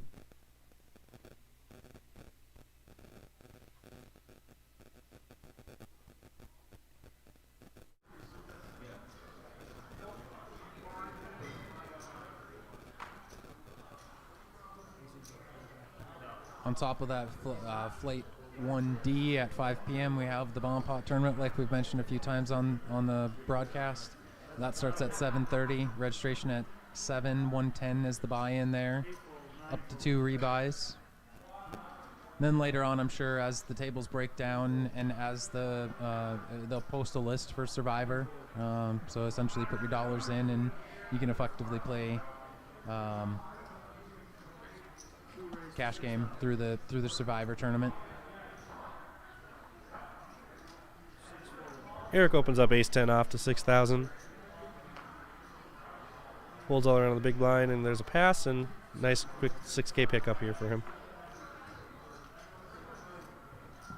With only a few hands to go, I'm sure we're not going to likely see as many fireworks. I mean, would have thought that last night, but obviously the chips were flying the last 7 hands. So you never know, but I think this is a slightly different group of people than last night, and those guys were looking to get their chips in as fast as possible. Yeah, me and Patty with the 46,000, and so she'll get through the blinds here, 24, 48, so she gets about 6,000 gone. So she'll have 40K and 20 big blinds starting on Sunday, so still a stack. I know you can do a lot more with less coming into day 2's personal experience. Given the blind rollback too, it makes it just a little extra incentive to try and make it to day 2, because it's like you get to wind back an extra level. Extra 2 levels, actually. Sam with a little rush at the end, so wins King Queen to 10, so wins a flip, and then now finds aces in the hijack. Looks like Eric calls.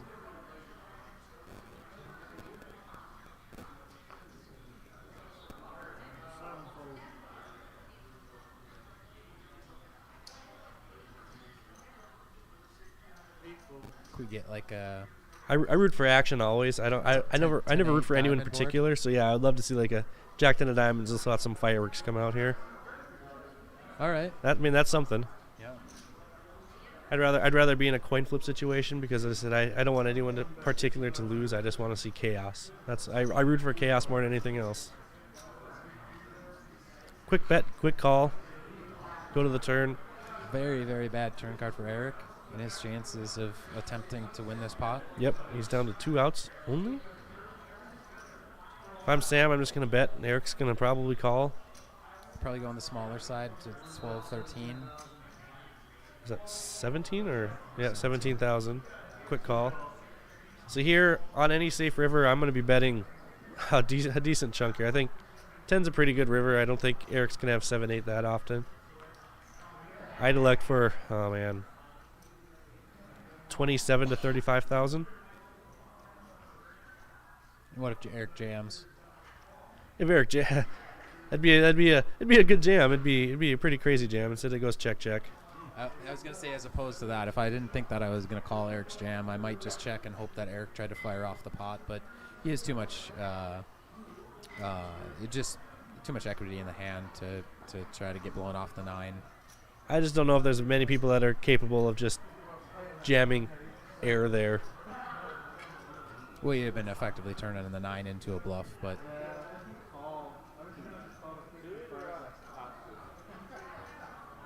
I think that played out pretty standard. Couple 50 big blind stacks that just played a pot. What did Sam come to this table with again? 50? 65. 65. So he's up 100K since he's been to this table so far. I don't know who runs better. Ugh. Definitely not Eric with the H.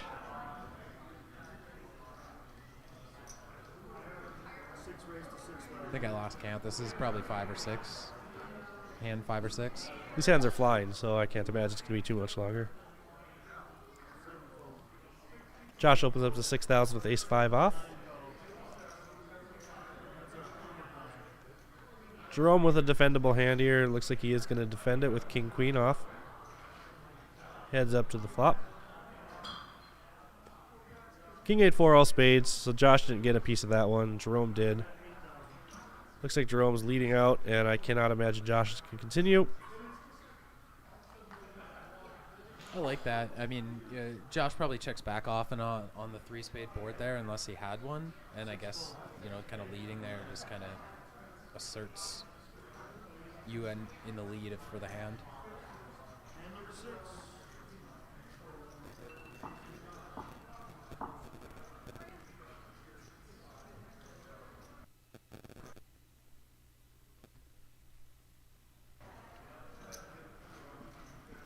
I have to imagine this is pretty much the final hand.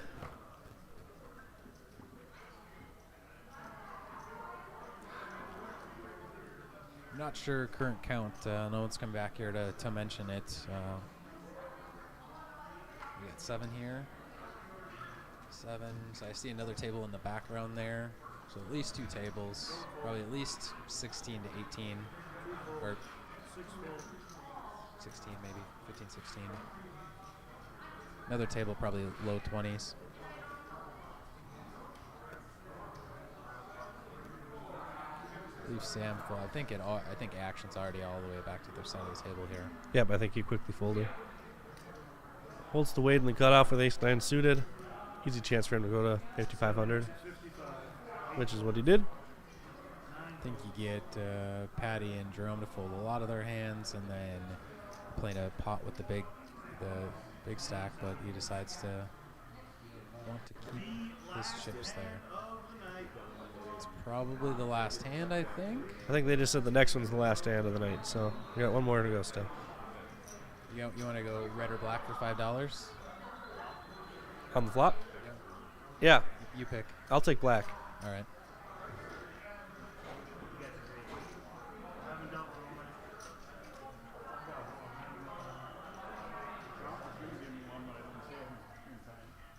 Let's see some aces, kings versus queens to finish the night off here.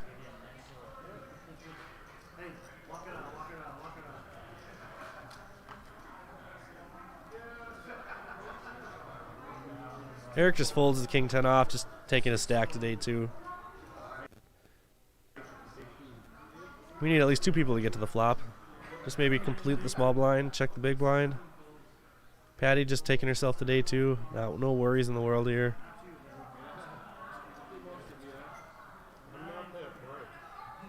Come on, Sam, you got to defend blind here. Yes. Ace-8's a defendable hand, but see all those red cards out there? That means there's more black in the deck. So I think the edge is tilting my favor right now.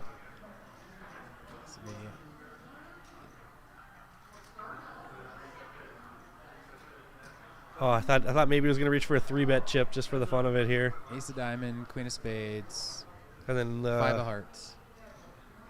Oh, that is all black. Oh, that is $5. I'm gonna buy something real special with that $5 there. Oh, quickly straight check. draw. Sam checks again. I don't think Jerome was really interested in this pot, and Jerome likes a c-bet if he hits a piece of it. I think Sam probably could have taken a stab at this one. Now that he checked, he's putting himself in kind of a weird spot. I don't think he has a flush draw all that often. I think I'm raising here for sure, and he does. He does. Good check raise. I don't really think Jerome should have probably bet that turn. Yeah. But I think it's fine. It's what he'd been doing most of the day. So, all right. So we are at the end of the stream. And I forgot to call it the double if it's all one suit. That's usually how it does roll. But I'll let Josh off the hook here and just take his $5 and run with it. Yeah, maybe next time. I'm gonna keep it. All right, so thanks everybody for joining. Again, right, flight 1D at 5 p.m. If you already busted those bullets like I have, I will be at the Bomb Pot tournament at 7:30 or 7:30. Registration starts 7:30. Cards in the air, it seems. So, again, additional tournament tomorrow for second chance. If you have already played this flight or the next flight and want to play on Sunday. Again, right? So Josh, myself, Adam.